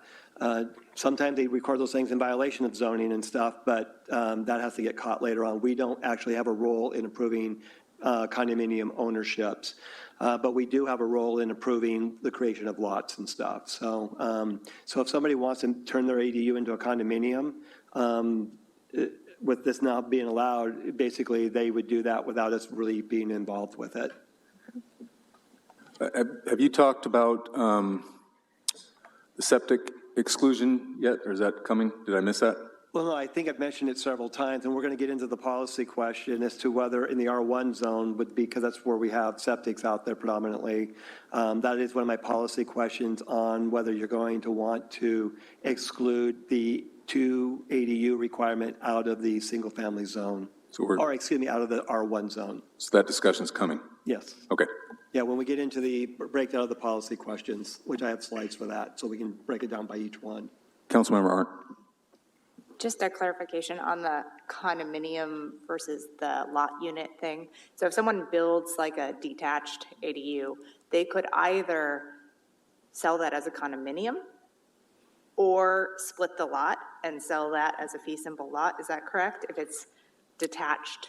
Yeah, so I'm not as clear about whether the unit lot can be applied to an ADU. That part I'm not real clear about at this point. It'll be one of the things we'll have to get clarification. But in terms of if somebody wanted to go ahead and record a condominium on their ADU, they could go and record that. It wouldn't be a because we can't prohibit it. And then they could sell it as a condominium, which basically means the person would own the inside of the unit. And generally with condominiums, the outside and the land underneath is either owned in common, or the property owner in this case may decide to maintain possession of it. It'll kind of be up to them. Okay, so definitely they could do a condominium, but potentially, depending on the arrangement of the ADU, it could also fall into that other category. Yeah, and this is one of the things where things can get really kind of confusing in that, because we have to allow the 2 units, right? That's the minimum requirement. And so it gets into an interesting question as to when if you count the ADUs in the count of 2 units, I'm not sure why anybody would actually do an ADU then, other than if they're going to do 2 ADUs on the property. And the reason I say that is we have a size restriction on ADUs. So, but the restriction on the 2 unit is based on the overall building coverage. So if you had that 5,000 square foot, you're going to have you would be able to have 2 2,500 square foot. That may be more what somebody wants to do versus a 2,500 square foot and an ADU at 1,200 square feet, for example. So that's where some of the stuff can get really kind of convoluted, determining whether, and we actually run into this a lot with permits when people want to do ADUs. We run into this trying to figure out, okay, is it actually an ADU? Then we have to look at density standards. It gets into some really complicated analysis in trying to figure out where actually to stick that unit, whether to stick it as an ADU or whether to stick it in as just a regular unit. And the key piece on this is currently is if a property is small and they want to do an ADU, we don't count ADU toward density standards, but most of the time when these ADU requests come in, they're on bigger properties that are allowed 2 units already. So, like I said, there's some complexities that happen around this. And we'll probably have this even with this, but I just wanted to note to you that the 2 units, whether it is a full size or an ADU, sometimes gets a little blurred. And so somebody, if they want that to be 2,500 square foot, that other unit, they're going to get it whether you call it an ADU or not. Okay. Councilmember Evans. Thank you. So the last bullet point there, can't exclude properties with on-site septic systems. I'm just wondering, do we need to do that? Because if the property can't support the additional septic and, drain field and the necessary equipment, it would automatically not get a permit, correct? That's or do correct. we need, okay, because I'm just thinking that we might not need to go down that if already it wouldn't qualify if they couldn't have enough of a drain field and area for an additional septic system. I think the main reason for asking this question is, and this is about the R1 zone, is whether 2 units or 3 units in an R1 zone lot. That's the main question here. Because with the ADUs, you can get 3 units, although there'll be a size restriction on 2 of them, right? Versus if you don't do the ADUs, then they would just have the 2 units, potentially 2,500 square feet each of them. So that's really the main thing. The main thing about this question about the septic is really about whether you want to allow the 2 or 3 units. Size-wise, look-wise, all those things, none of that needs to change. It's really just whether it's 2 or 3 units. Okay, so let's just think about this for a minute. So in the R1, let's say, you said the average house size is 5,000 square feet. So let's say that there's some empty nesters, they want to take their house and split it, 2,500 for them, 2,500 to rent out. And then potentially they want to have an ADU separate from that. Right now, if they split their house to be 25-25 and have, the other 25 be a rental, would they have to have additional septic requirements? Would they have to have additional Septic requirements. I'm still not. Septic. So septic requirements. we basically have taken one house and split it into 2. So we're going to increase the number of people Yes. who are living there. The answer to that is yes. Okay. It's the same thing like if you add an additional bedroom onto a house. Yep. You have to upgrade your septic system because they base septic system sizing on bedrooms primarily. Yeah. So yes, they would have to upgrade. So to the question you were asking earlier, and actually I think it brings up another piece. So if you were allowed 5,000 square foot building coverage and you divide that into 2 in the R1, you would not get the 3rd unit because you're out of building coverage. Okay.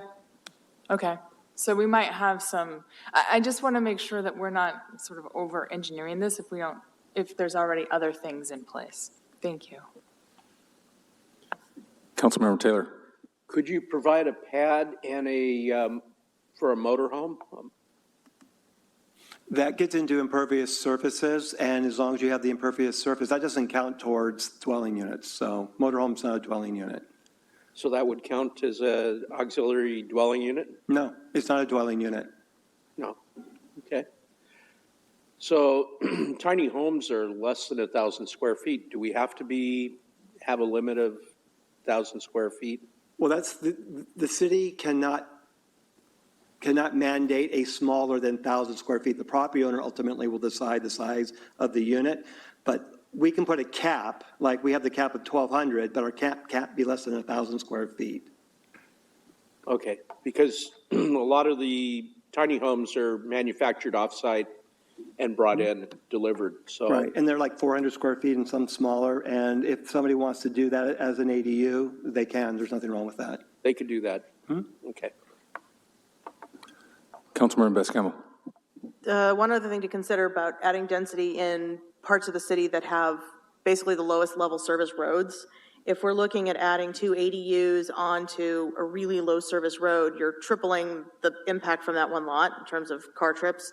How does that trigger, this is a problem, right? When you have one homeowner who's building 2 ADUs, they aren't responsible for increasing the capacity of the road, but at some point, a certain number of neighbors are going to do it, and that road is going to become either impassable or harder to navigate, and it's going to impact the intersections there. So how do we deal with that? I understand with bigger developers, we have concurrency and it's very easy, but this piecemeal approach seems to be like a time bomb for us, and if you have a magic bullet, please deploy so part it. of our analysis actually is part of this. We have in our transportation analysis, we'll have to pull in these assumptions and we'll have to actually do some updating on. In fact, we had a meeting earlier today talking about this, and a lot of other jurisdictions have faced the same thing because you got a 20-year transportation plan that's based on not including these assumptions, and you can move forward and get that all finished and done and good. But then the comp plan piece of it, we're going to have to probably do some supplemental analysis to support these additional pieces. For transportation, so we can evaluate what kind of impacts this may have on our roads and stuff. I also do want to clarify one thing. You mentioned about, so if there was 3 units, that actually doesn't necessarily automatically mean 3 times the traffic, because, for example, you could have a house with, 4 or 5 people living in it, 3 people having houses, and now one of those, maybe one of the kids is now actually going to take up one of those ADUs, right? So that's one of the reasons why I like to, and Asha, again, you can correct me if I'm wrong on this. They use different trip generation numbers for like ADUs and versus single family houses versus townhouses versus attached.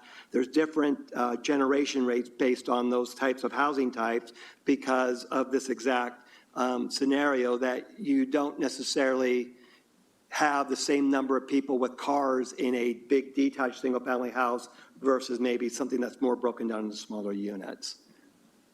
So it's not always going to be a straight line saying it's triple. That's not an automatic assumption. Does the state or county have any experience or projections or something that shows how much this each scenario is utilized? I mean, is it? Yes. And in fact, that's part of in that capacity analysis. They talk about it in the report.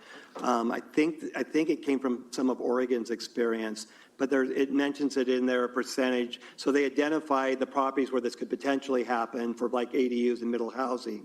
And then there are some projections in there as to how many this might actually happen with.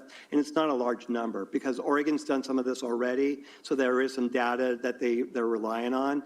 And you're not going to see suddenly all the properties in any of these zones suddenly changing over. It's actually very small.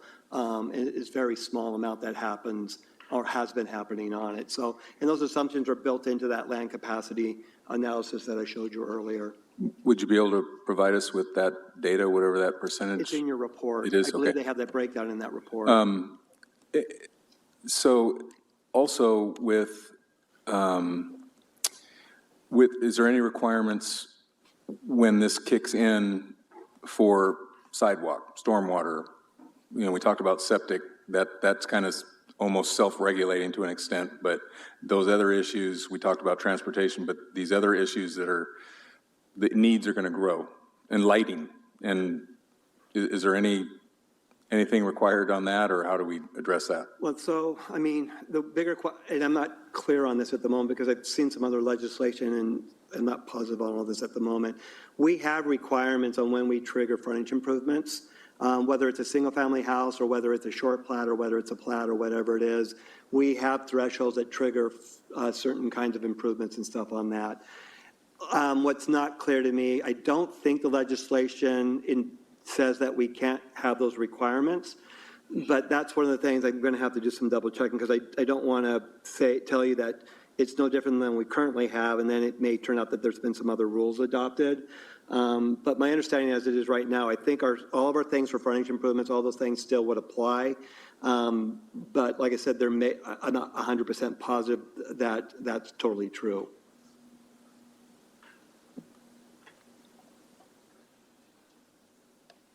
Okay. Okay. All right, let's see here. The other planning considerations, and I'm going to get this into the policy question. I just wanted to note for you, we have this downtown illustrative guide that kind of keeps popping up. We make reference to it in our development regulations under our design standards. The downtown illustrative guide and our Northwest Woodland character are very similar. There is a little bit of a difference. The downtown illustrative guide actually kind of expands upon the agricultural theme parts of it. So we actually allow more metal through that. This is a policy question. This is why I just bring it up because this got brought up by one of our consultants. Northwest Woodland character versus the downtown forest and farm theme. Generally, like I said, there's not a big difference, but the question is whether we want to stick in our language to the woodland character or whether we do want to pull in any of this downtown forest and farm theme into our vision statement, into what we're doing with our plan. So I'll ask you a little bit more about this when we get to the policy question. I just want you to kind of think about it. But they're very similar. The biggest difference I found between them is just that the downtown stuff has a bit more of these requirements for agricultural design being pulled into what you're doing. So it has more allowances for metal where our current design standards really don't allow for it other than as a accent. So that's the big difference that happens between them. Let's see here.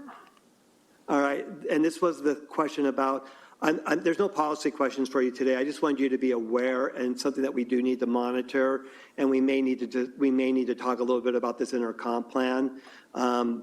King County Health originally brought this up with us. I just wanted to make you all aware of that we do have aging septic systems in here.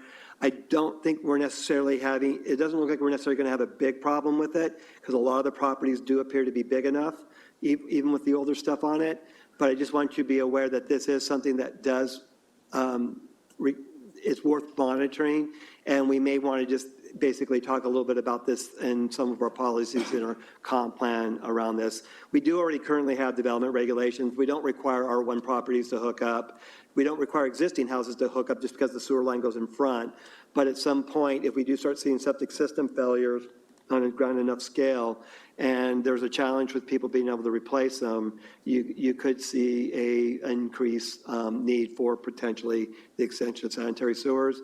I don't think that's an issue, at least right now, but again, just something we should be starting to think about over the next 20-year planning cycle, that this possibly could happen. Deputy Mayor Randolph. Yeah, to me, that specific health reason seems like a why to disallow this on the smaller lots in the R1 zone just because of the failing septic systems. Anywhere with septic, there's no way to guarantee that it's being checked thoroughly as it should be. So that would be a why. Councilmember Best-Campbell. So I'm seeing in the wedge, there's a big cluster of homes that are less than 10,000 square foot lots. So thinking of the worst case scenario, those septic systems fail, and there isn't adequate space to redo a drain field, is the house condemned and not usable until they can find alternate systems? No, there's alternate, well, I mean, so if they get it before their system fails, they're fine. We actually were just dealing with a code enforcement case with a failed septic system. And the biggest problem is you just start having a lot of spillage and stuff that becomes a big problem out of it. Although they can have, and they may not be able to occupy, and if that happens, then they may have to vacate the house. But generally, if they're paying attention and getting to work on it, if they're not able to put in an alternative drain field in, or like in the case this guy had to do, at least in the short term, you end up having a company coming out pumping your septic system on a regular basis.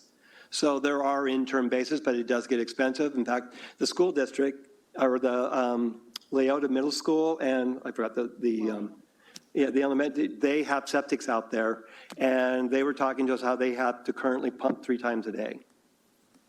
And then going back also to, the earlier conversation that we were having about R1 and ADUs and exemptions, basically it's the King County Department of Public Health that's saving us from having mandatory minimums out there, because we can say whatever we want to build, but ultimately 1110 says regardless of septic, King County Public Health steps in and says, no, we've done an analysis of your PERT test, and they're sort of the final say in what we can build. So the state can mandate all they want, but the final resting power is with public health when it comes to septic systems, right? Correct. I mean, basically, again, you have to have all these things in place to be able to build their water, sewer, that kind of stuff.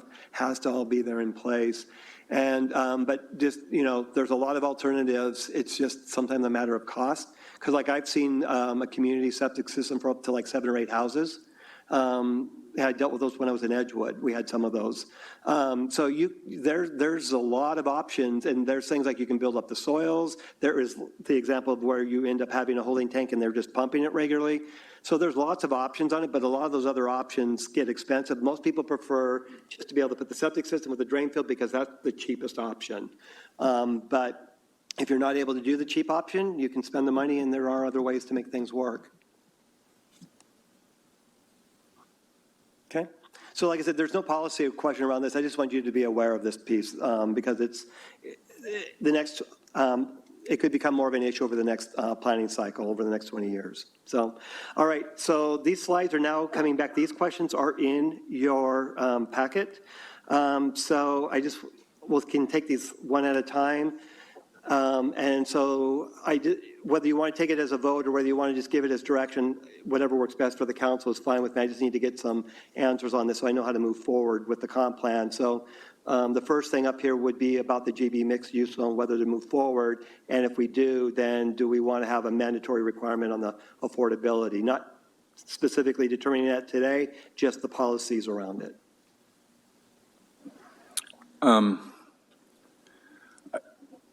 Looking at the different zones, there's a market force involved too, because when we're talking about rezoning the GB,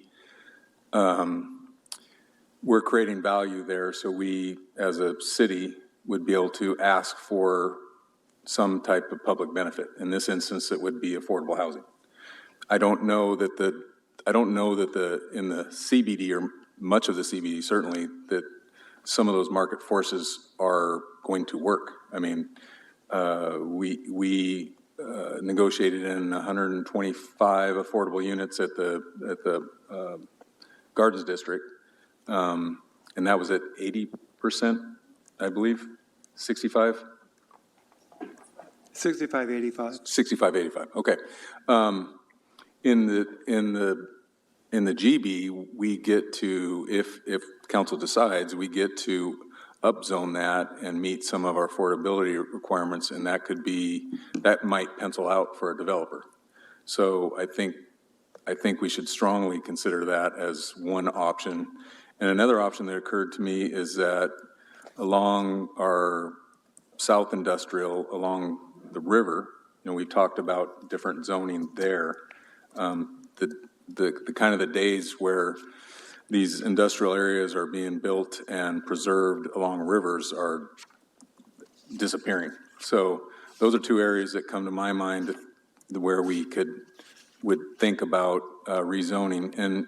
And along with that, I think Councilmember Taylor talked about commercial. I know there's a lot of empty spaces over there in the GB, but one other item that's not exactly related, but I'm going to mention it, is we might want to look at affordable commercial at some point too when we're doing this rezoning. So I just want to throw that out. Councilmember Evans.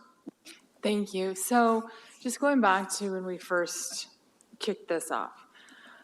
As a recap, in my notes we currently don't have zoning that would support the lower affordability that we are mandated to have. Is that correct? In terms of meeting it from the planning piece of it? Yeah. Correct. From meeting it, clearly market forces are going to dictate what gets built, but from a planning perspective, from a planning exercise, we do not currently have zoning that will satisfy what we have to do for the GMA. That's correct.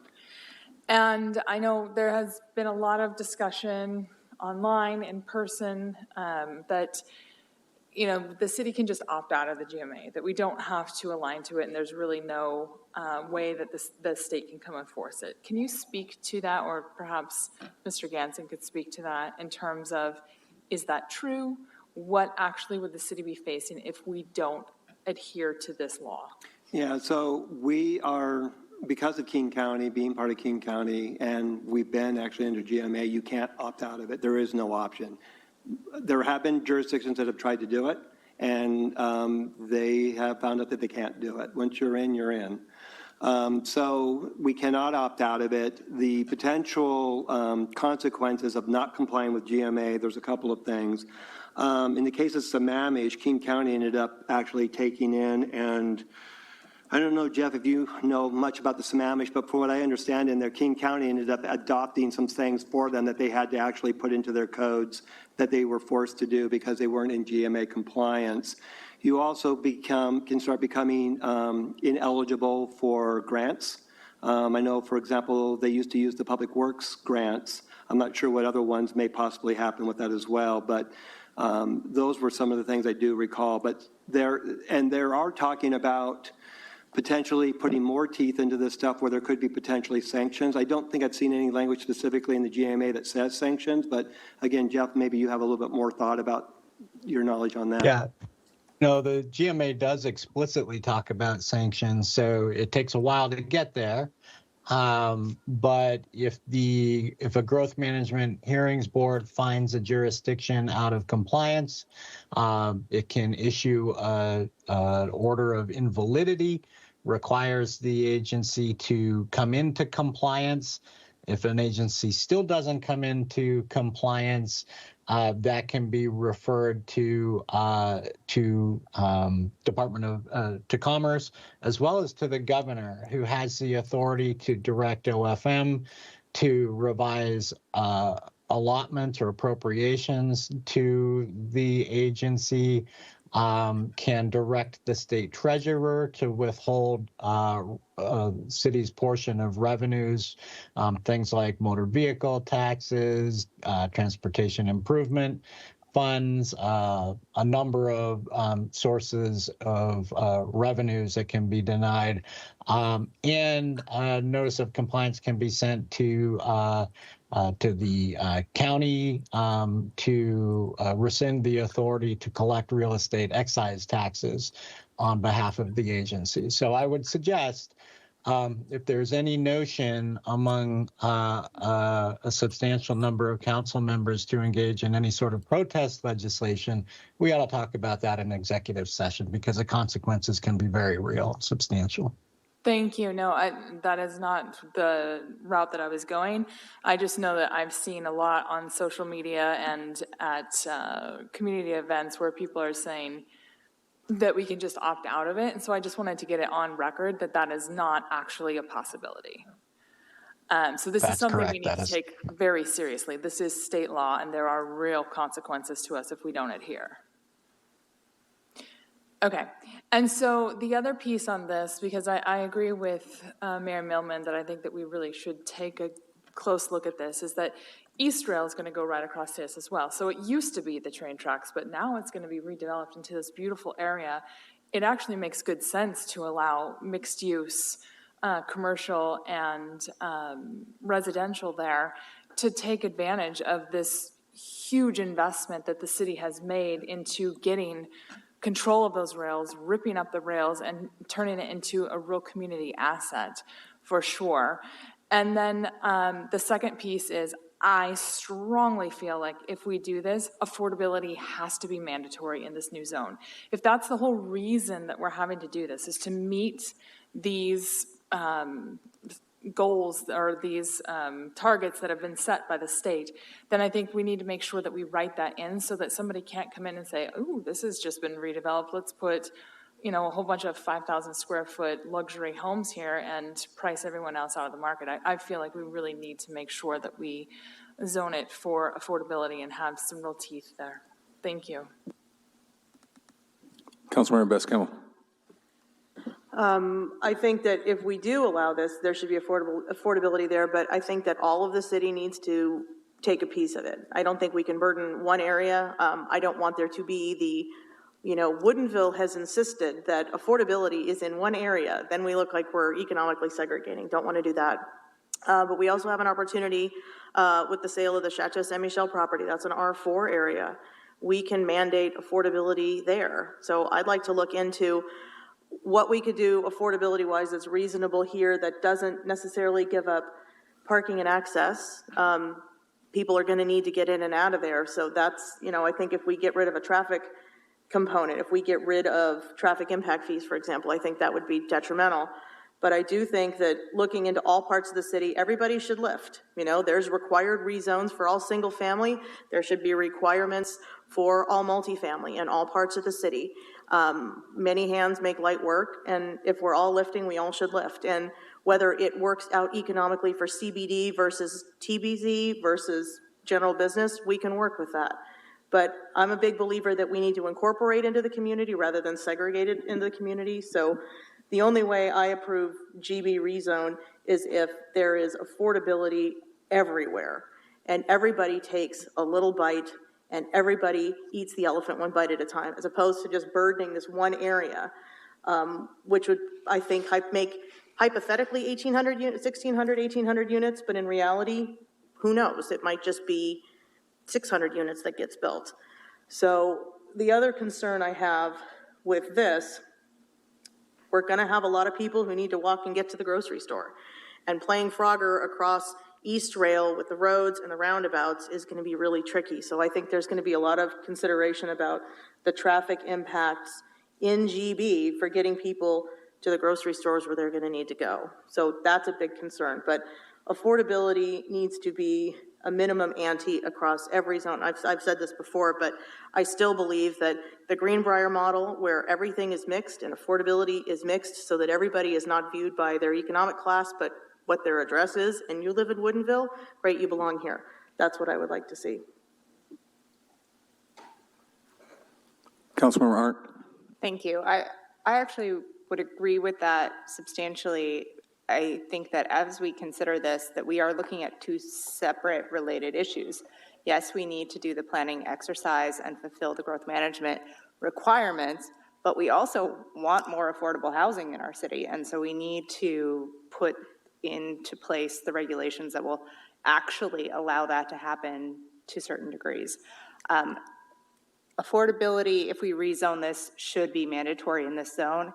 And we need to look at the rest of the city to see what barriers we can remove for affordable housing and what requirements we can put into place as we are adding these middle housing units throughout the city, as people are adding ADUs, as you know, new properties are coming up for redevelopment. I think that affordability should be a consideration throughout the city. And it may look different in the different zones in terms of multifamily housing versus, you know, more single-family style neighborhoods. But I would agree that, yes, we need to look at rezoning. Yes, it should have mandatory affordability. And yes, we need to look at all the parts of the city. Anyone else?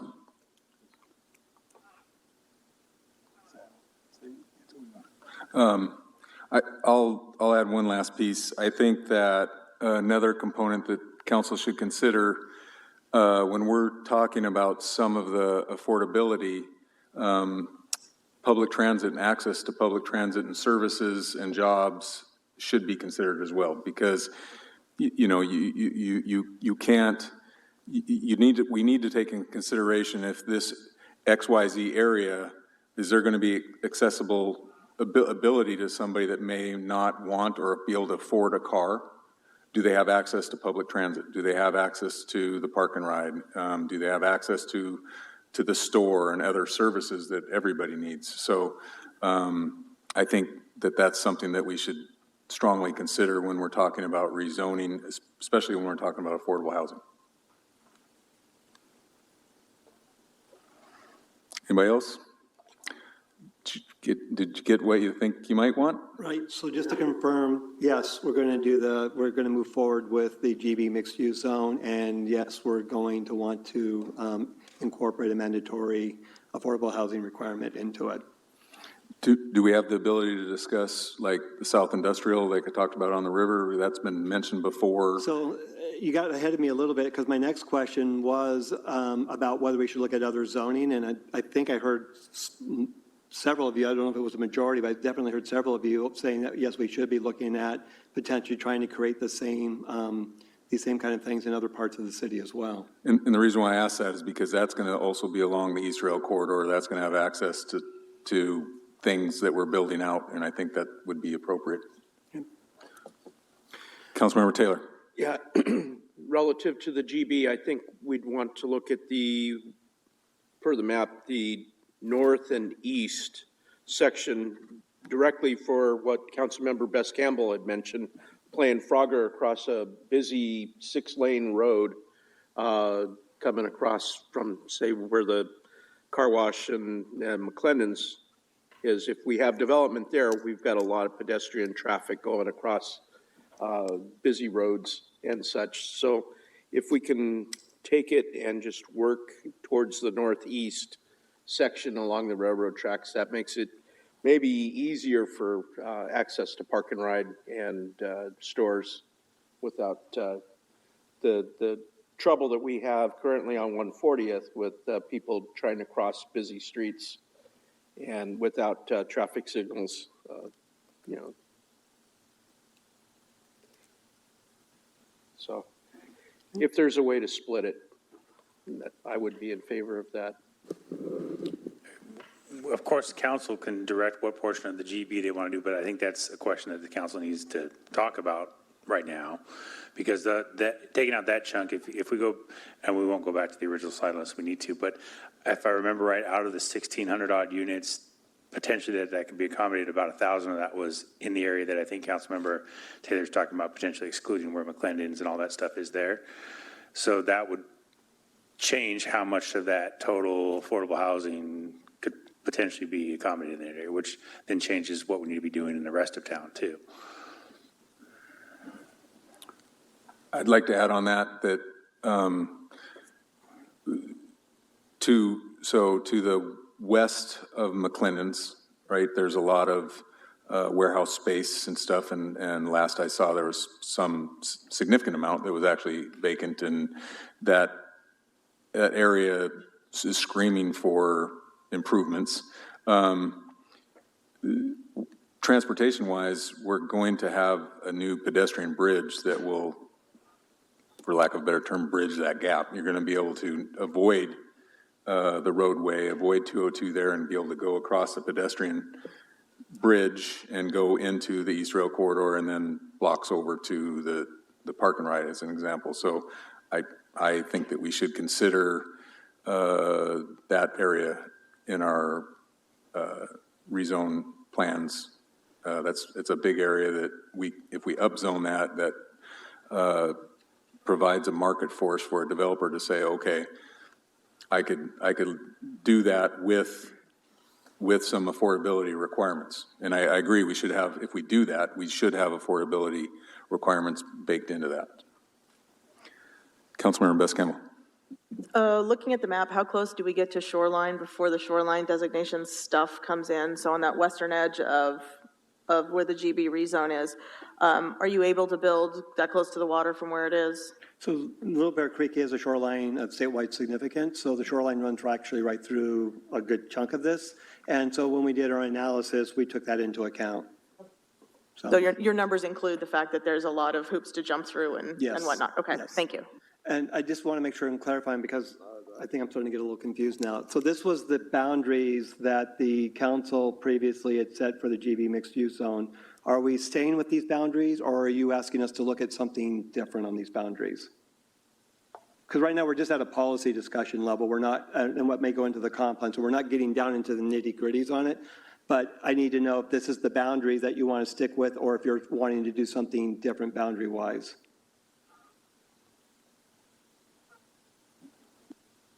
I think for me, that's actually a good place to discuss with those existing boundaries that we've already determined. Yeah, my input was to go to the northeast, so use the main entrance road there.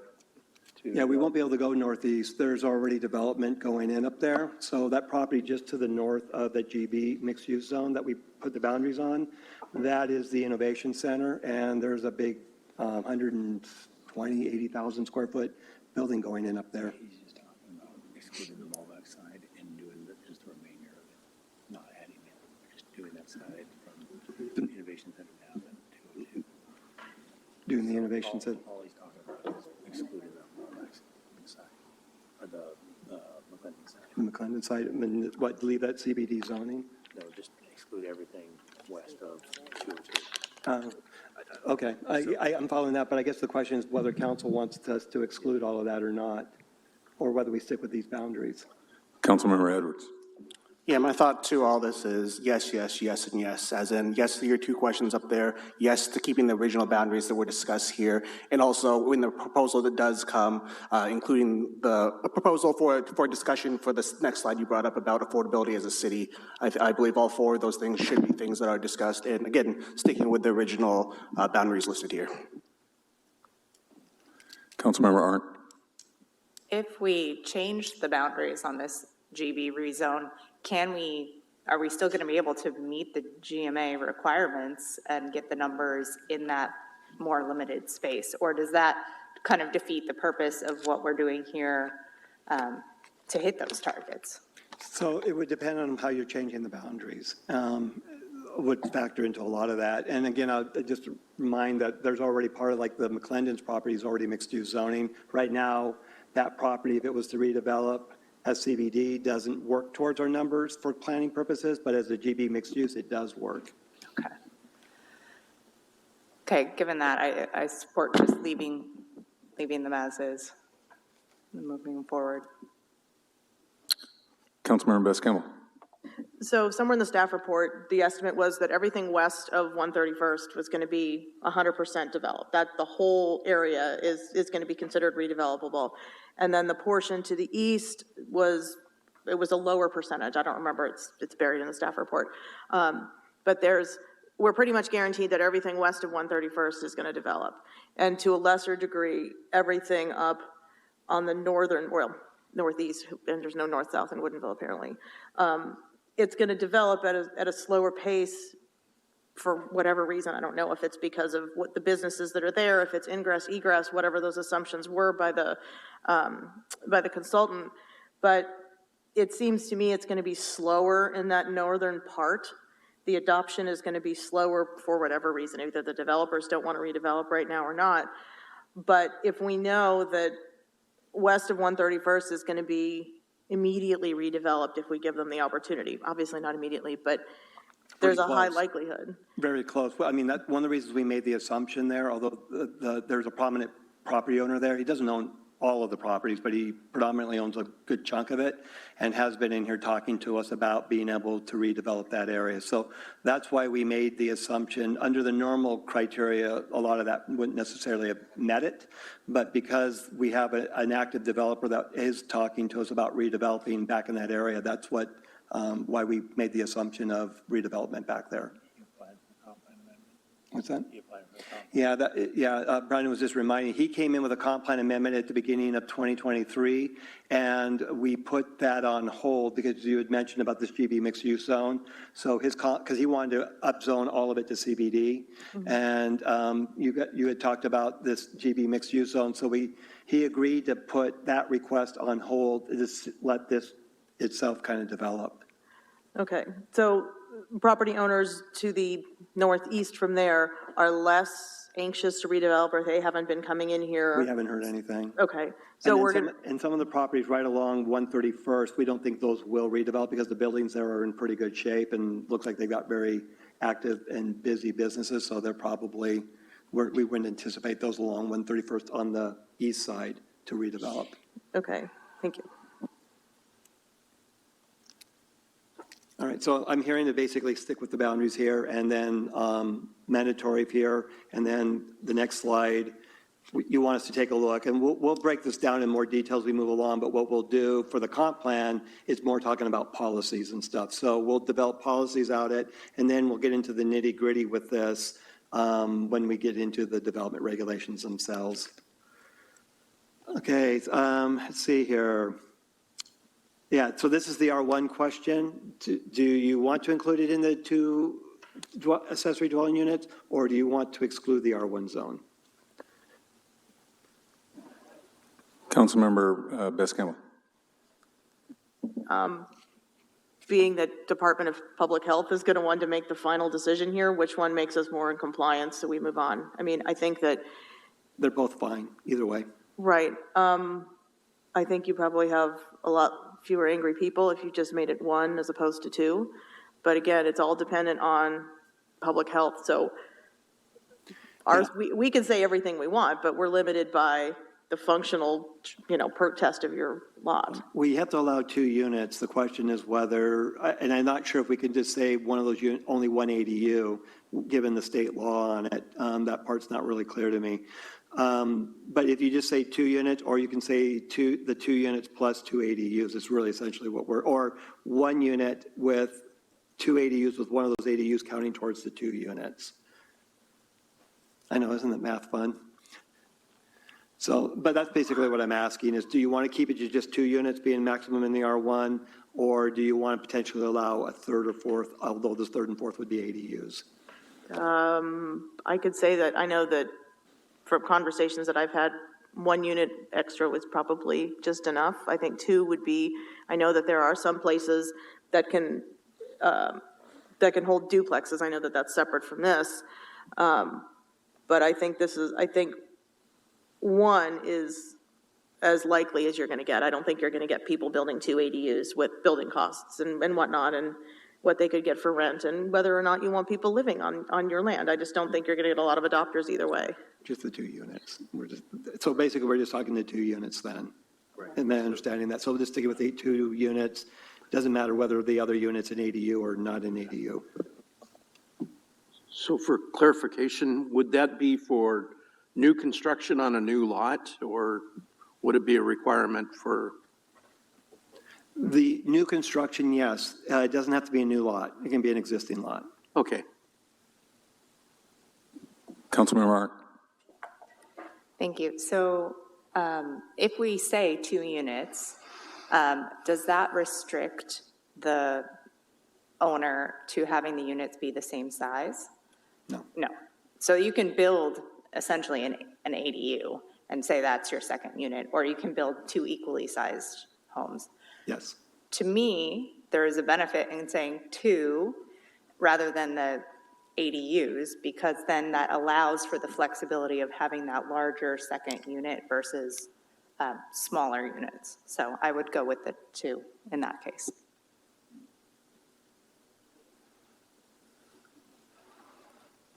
My input on this is I would like to see some community engagement on this issue before I actually weigh in on what I think. Well, we will have community outreach once we kind of lay some of this out. I just need to get an idea what to do right now, so what to put out to the community.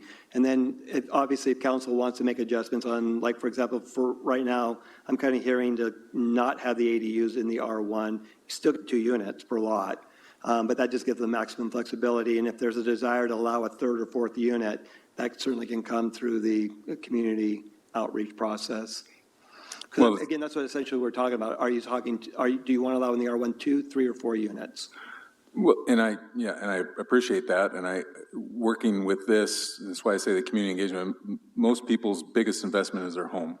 And I strongly feel that we should endeavor as best we can with under the restrictions or the requirements that we're given to do the least amount of impact on people's enjoyment of their property and homes and where they're living and raising their kids and whatever the case might be. So that's the direction I'd like to see the council. And I'm just not quite clear without community engagement what that actually is. Right. And my request just tonight is to have something to put out there so the community can engage, because we wouldn't necessarily break this down as a totally independent of everything else because of our resources. But if we go with this 2 units, we can ask the questions about the community if they want to allow additional out in the R1 zone.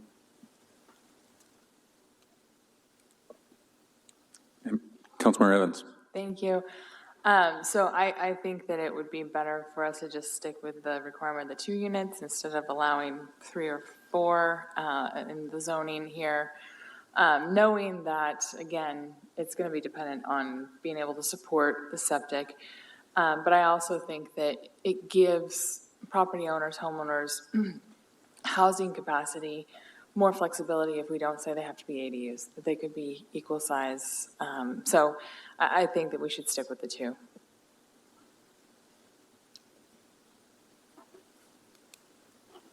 Councilmember Edwards. Clarification. So the 2 is the bare requirement. It's also discussion if you want that and the ADUs, right? Correct. Okay. But you can have one of the ADUs count towards your 2 units. But the 2 just units in general are the bare minimum right now. Correct. Then based on, I think I would recommend going with just the 2 units right now. But if something does come up during community engagement where you find out there's actually more to it than this, I think it's a conversation we reopen to discuss that part further. Anyone else? All right. Let's see here. The next question I had here, in implementing the middle housing requirements of a minimum of 2 housing units per lot, the question, this is actually looking at whether we want to kind of create a scale. So this wouldn't be the R1 zone, but I put an example in there. So, for example, the R8, density-wise, you're still at the 2 units. The question is whether, like maybe the R12 and R8 and the R12, whether you might want to allow like a triplex or even a fourplex as we kind of go up the scale on that. Again, density kind of goes out the door on all this stuff because it's per lot. But that's one of the questions I want to, because technically the way it would work right now, we're basically doing 2 units all the way at least through R8. And then we get above that, then potentially we may be able to get a few additional units on it. But the question I have for you is whether we want to potentially allow, and related to this, if you want to allow those additional units, like for example, the R8, you can have 2, but say we want to say a triplex could be allowed, but the additional unit would have to be affordable. And so this would be one of the ways to address, if we wanted to allow that through the other zoning, you could say that, okay, 2 is your base, you can get a triplex with a 3rd unit in there, but that 3rd unit then has to be affordable at whatever the rate we decide on it. Deputy Mayor Randolph. I would like to see that additional flexibility. What it offers us is, just like you said, options for developers to come in and say, hey, how can I meet my numbers and actually meet the density that I'm looking for? And if we say, hey, you need additional affordability in order to meet that. I think that gives us a lot of options and flexibility to do so. Would this also count towards our numbers? Like anytime we want to go and want to hit those goals. So anytime we count that additional affordability requirement, does that help out our numbers at all?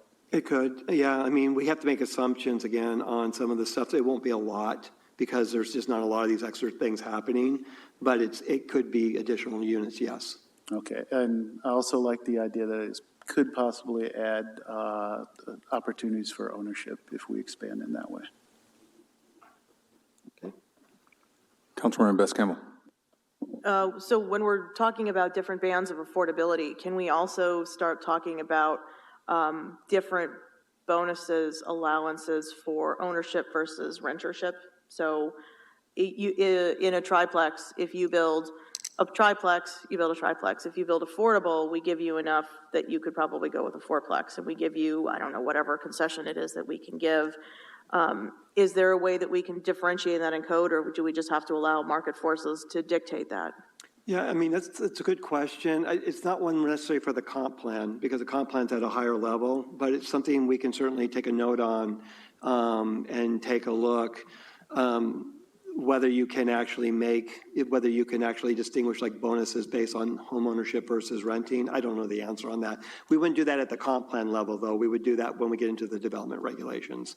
So moving forward, if we, just in terms of comp plan, we could ask for affordability requirements in these triplexes. We could say one, or even if we wanted to go up to a fourplex, 25% of whatever units you build on this density would have to be affordable. So we can do that, and that's something comp plan would allow. So like an example how this plays into the comp plan is that we would say I'm going to use the R8 zoning. So in the R8 zoning, we're basically saying that you're allowed to have single-family duplexes and triplexes per lot with, as part of the characteristic in describing the zone, with a requirement that at 3 units and above, that you would have a requirement for affordability. Something along those lines would be the language. So it would be describing what the purpose of that zone is, because we have to describe the purposes of the zones. And so that's where we wouldn't get into the nitty-gritty details. It would just be very broad about these are the types of housing types allowed per lot. And then if we're going to have affordable, that we would allow additional affordability through or bonus units through affordability, something like that. Right, I like the idea of mixed affordability in the same area so that everybody is equal on equal footing. So I'm a big fan of this. I'm anxious to see how we implement this in code, but I know that this is comp plan stuff, so this is an excellent start. Councilmember Edwards. Yeah, for the first question, I believe yes, so it provides more flexibility, more options to meet the housing needs for Woodinville in general.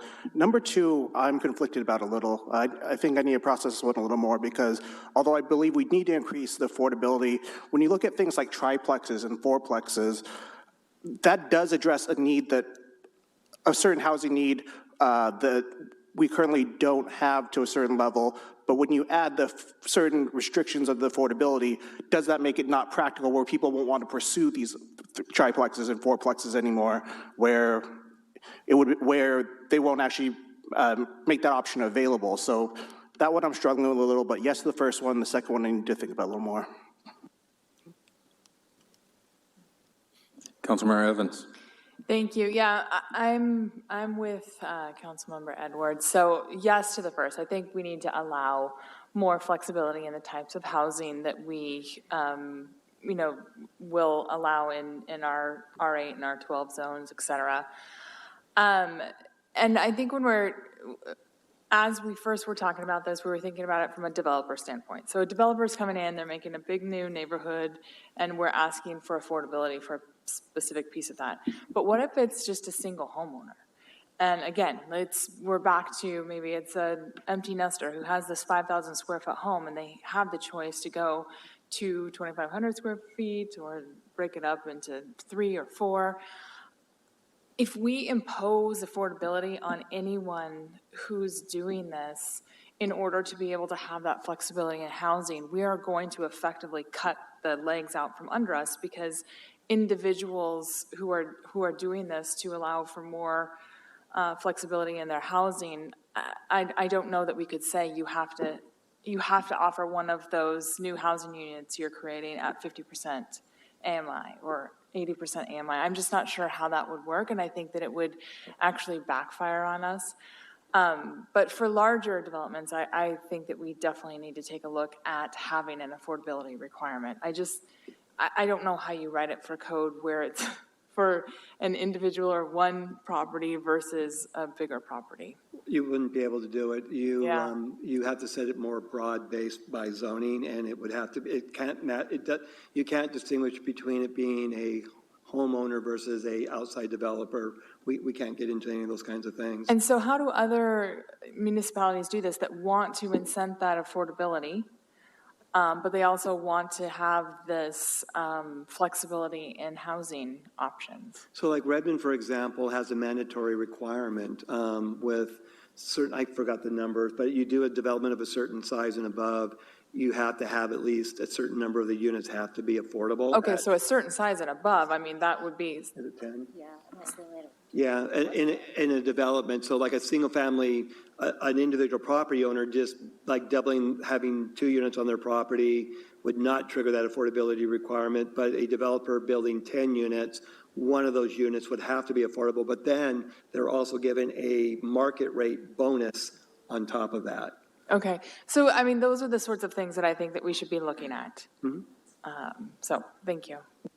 I was going to comment on that. So in areas that they've just said, in certain areas where it's just mandatory with no incentives, it chilled the affordable housing, because developers just go to some area that's pencils out, or they go to another jurisdiction to build that don't require that incentivize. So that's what I was going to say. In Redmond, and I know other places, they've given incentives, and that's when we're talking about the GB. We have the ability of giving incentives to encourage or require affordable housing, but we're giving incentives, whether it's MFTE or an extra floor in the case of the Gardens District or whatever. So I think that just requiring it in just smaller developments in certain areas, I think will not achieve what we're looking for, and it'll actually have a detrimental effect to housing in general.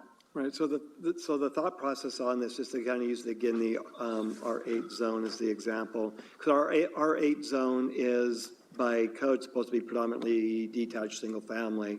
So generally when the predominant use in there is, it may be generally we want to stick around the 2 units as the general form for that. And so the bonus would be like the triplex or the fourplex. And then if we move up the scale, like so the next zoning up, that may actually be, the triplex may be the outright permitted, and then it's the fourplex is the bonus on it. So the idea here being is that as we're kind of trying to think what that zoning is supposed to produce, and then the bonus is something that would be going above and beyond normal for that neighborhood. That would be kind of the analysis we would walk through on this stuff.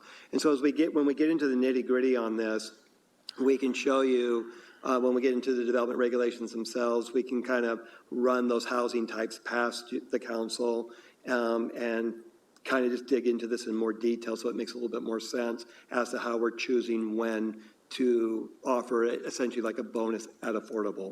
If that makes sense? Because right now it's kind of hard to conceptualize all this because we haven't dived into it.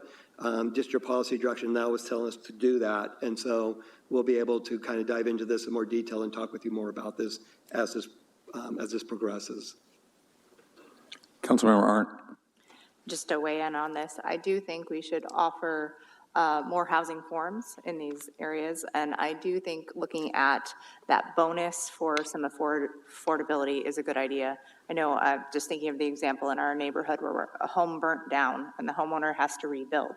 You know, right now they can put 2 units, or soon they will be able to put 2 units in that one home space. But if they were able to build a 3rd unit that was affordable, you know, as a bonus for that affordability, I think we could see some of those smaller units coming in. but it will require some careful balance because, again, we don't want to chill that. We don't want to take away that possibility.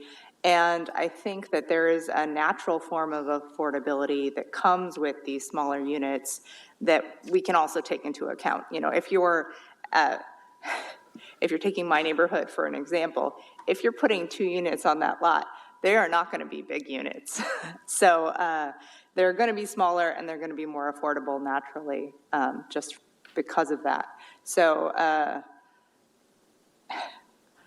yes, I think we should have some affordability and some bonus there, but I don't think it needs to be excessive because just by allowing more housing types, we are creating affordability in and of itself. All right. That was really helpful, thank you. All right, these next I think may get a little bit quicker. So one of my quick questions is on the middle housing. Do we want to have residential design standards specific to middle housing that kind of keeps this single family form?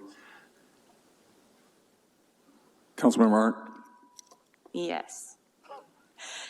Yes, I think we should. And walking the middle housing tour in Bothell, you see some great examples of duplexes, triplexes, quadplexes that you would never know walking past the street that that's what it is. And I think that is a good goal to work towards.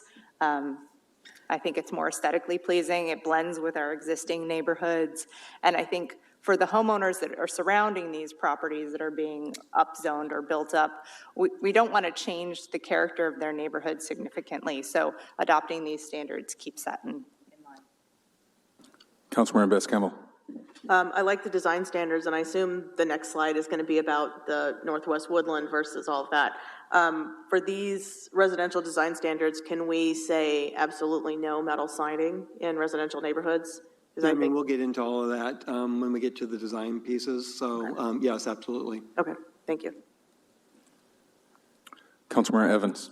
Yeah, I agree. I think that we should adopt the residential design standards, and I think that it should fit with what we currently have so that as we have this new housing spread throughout the city, that it doesn't, there's not like these glaring, you know, like, no, that's a duplex or that's a quadplex or whatever, but that they just fit in and it's just part of the community. So I think it's really important that we have this. Right. As long as those standards, like for example, the metal, as long as it's also applied to single family houses, then we're okay. Yeah, I want to I piggyback on that. I agree with both Councilmember Arndt and Evans. I think keeping our design standards is important. And then I went on that walking tour in Bothell, and you literally on some of the buildings you had to walk 360 around to figure out what it was, and I kind of like that. That's less impactful on the neighborhood and from the aesthetics. I do have a question, and maybe it's for the next one, but when we talk about design standards and Northwest Woodland character, I know a lot of siding, which was mentioned earlier, is gone to that like hardy plank, which is a concrete type of, it's not wood, it's wood look, but it's not. Does that count in our standards, and is that what we're going to talk about that next? Well, I'm not getting into that detail. I wasn't planning to, but the next question, because this is just dealing more with how we describe Northwest Woodland character, and so really what the question about here is, do we stick with this terminology, or would you rather us use more of the forest and farm and then rework this vision in the comp plan so it's a little bit more reflective as to what is written in the Downtown Illustrative Guide? Or do we just basically stay with the Northwest Woodland character the way we currently have it and really not worry so much about what the Downtown Illustrative Guide really has in it? Councilmember Best-Campbell. Or we can keep the term and modify it so the Northwest Woodland character incorporates more of the forest and farm stuff. Councilmember Best-Campbell.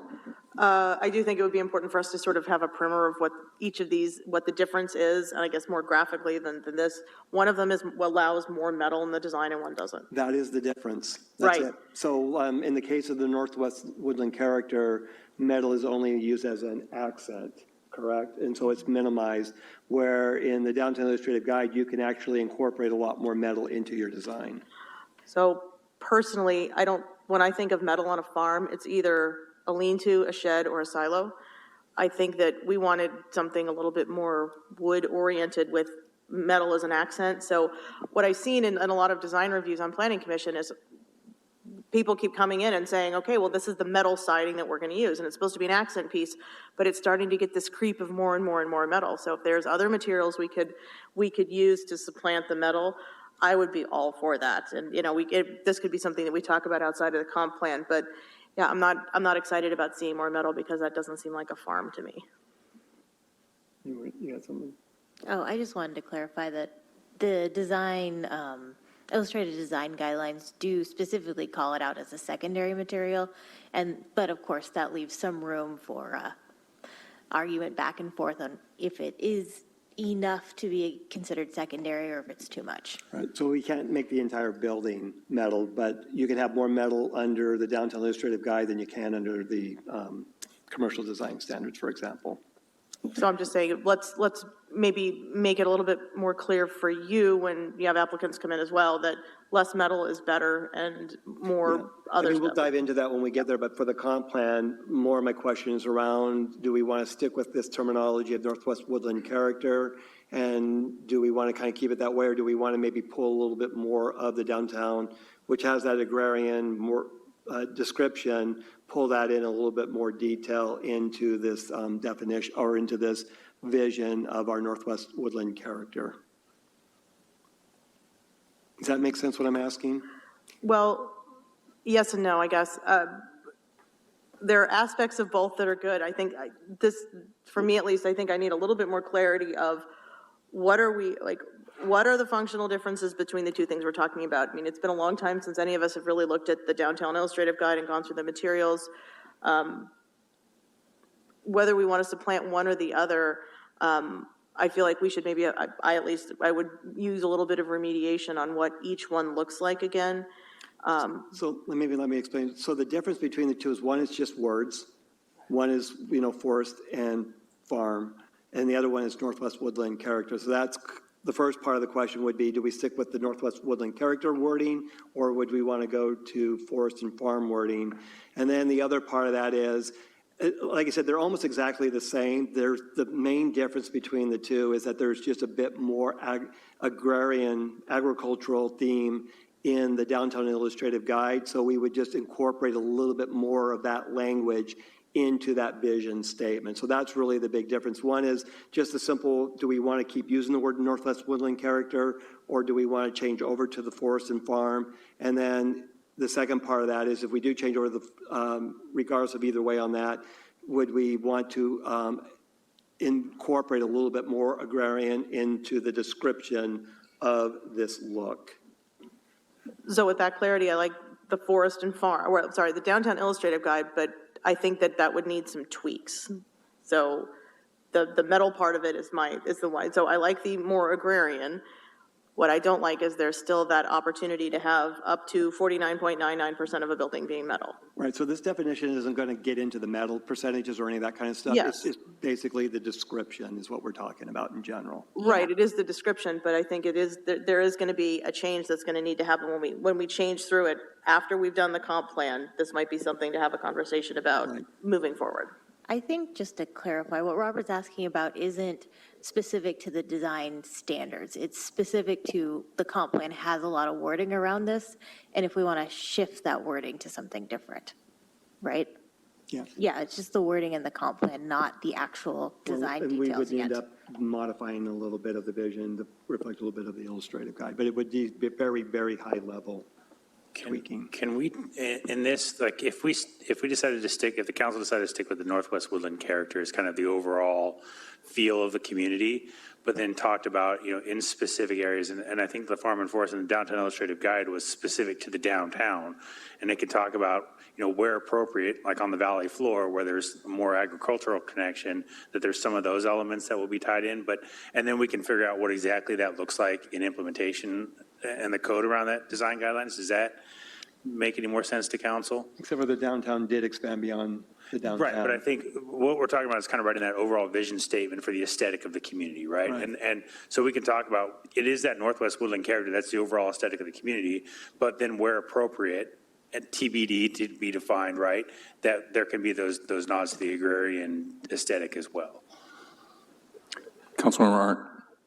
I have no issue with keeping the term Northwest Woodland character, but I do think that we can add some of the language from the forest and farm theme, because I have spoken to members of our planning commission and asked them, what does Northwest Woodland character look like? And the variety of answers, responses, the shrugging, I think it could use a little bit more definition around what that looks like.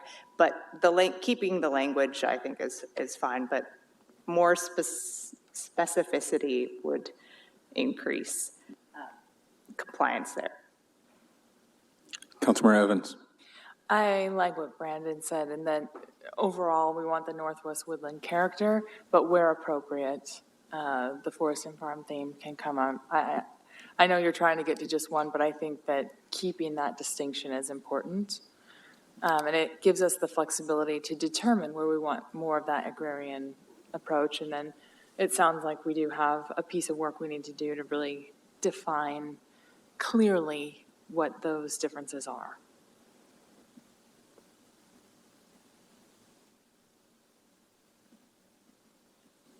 You're writing furiously. Is that, did you get what you want? Yeah, that helps. Okay.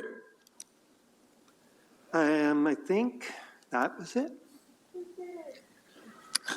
That was a lot of work. Good. That sounded like, this felt like a planning commission meeting, because this is what we do in our planning commission meetings. Thank you, Robert.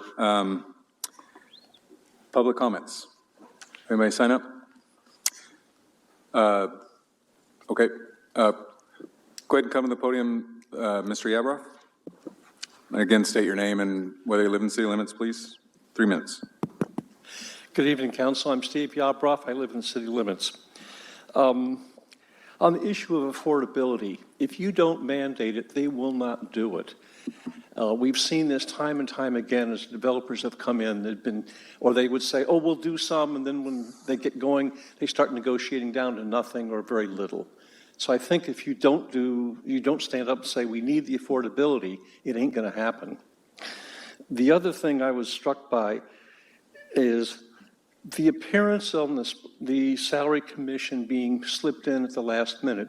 Looks like you're trying to pull a fast one. Whether that was your intent or not, that is the appearance.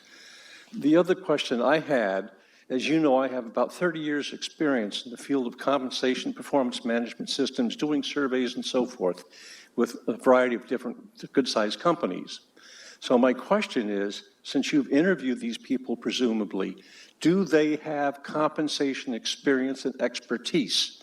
Or are they going to be led down the garden path by somebody who may or may not have a particular agenda? So I'm hoping that this will be done in the open and in the public, and they will receive public comment to consider their recommendations. Thank you. Thank you. Josephine Martin. Hi, I'm Josephine Martin. I live within city limits in the Wooden Creek development. This is really exciting. I just want to tell everybody, we're talking about middle housing. That's really exciting. That shows that our young people in Woodinville, that there's a future for them in Woodinville, ownership opportunities, more rental opportunities. The fact that we're talking about affordable housing is really exciting. I just wanted to say we do need to mandate those affordable housing units, and it should be a carrot and a stick approach. We should say, yes, it needs to happen, but if you go above beyond, you can get more. So I really like the idea of, you can have a duplex, but if you do a triplex, you can make it affordable, allow that to happen.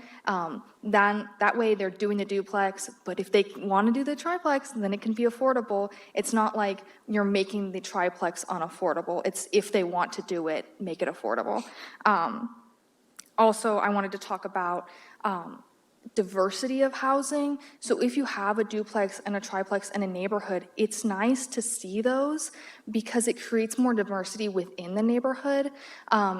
Keeping the single family housing look is nice, but it's also nice to know and see your neighbors and see the front doors of your neighbors. Having to walk around the back of a house to get to the second unit of a house is harder on that family. You see this a lot. And where I grew up in Boulder, you get some duplexes that look like individual cute tiny cottages just with a shared wall, or you get duplexes where the other house entrance is off the alley, and that is harder on the family that lives there because there's stigmatization around that, because they're not the house that is on the street, they're the house that's off the alley. So I just don't want to mention that as we go forward with that approach. That could stigmatize some members in the community if they're not seen as the primary off-the-street unit. Thank you. Reports of the city manager. Thank you, Mr. Mayor. Council, a few items this evening. One of them, we will start, we're hoping to have a little bit slower roll into the executive session, which started all of yesterday. We will be restarting our regular legislative recaps for each of the council meetings for the next couple months. Unfortunately, they acted swiftly out of the gates yesterday. We have two bills that we're following already. House Bill 2160 is the TOD bill. As it stands today, would not affect Woodinville because it explicitly does not apply to routes along regular bus service. It would only be for higher capacity or permanent or fixed capacity transit. So that's good news on that front from Woodinville's previous perspective. The one, though, that we are going to be digging into and watching is House Bill 1245, which is around mandatory allowance of lot splitting, that any lot today could be split into two. And the city largely wouldn't be able to prohibit that. So we're going to be digging into that one. That one could have obviously some pretty serious implications, even on the conversation we just spent the last 3 hours having. So we're going to be working on that one. But we will get into the regular updates every meeting from here on out for the next couple months. The next item, I know some of you were waiting excitedly. The Ford Lightning has been delivered and is in our parking lot. We're waiting on getting the decals applied to that, and then we'll coordinate a photo op for those that want to announce that to the community. And then finally, and this is a suggestion for this evening, given the hour and looking at the agenda for next week, I might suggest that we can table that executive session given the expected length of that to next week if council so sees fit. Thank you. Okay. Council's comments, input on that? Yes, please. I see fit. Anybody opposed? I didn't think so. Okay, that's good. Okay, well, let's go into reports of council members. Councilmember Evans. Just really quickly, I saw that King County activated some of their emergency shelters for the upcoming inclement weather. So I'm hoping that the city can get that information out on social media so that folks in the community have that available. Other than that, that's it. Councilmember Edwards. Yeah, I was just going to bring that up as well. So other than that, no report. Deputy Mayor Randolph. Nothing to report this evening. Councilmember Best-Campbell.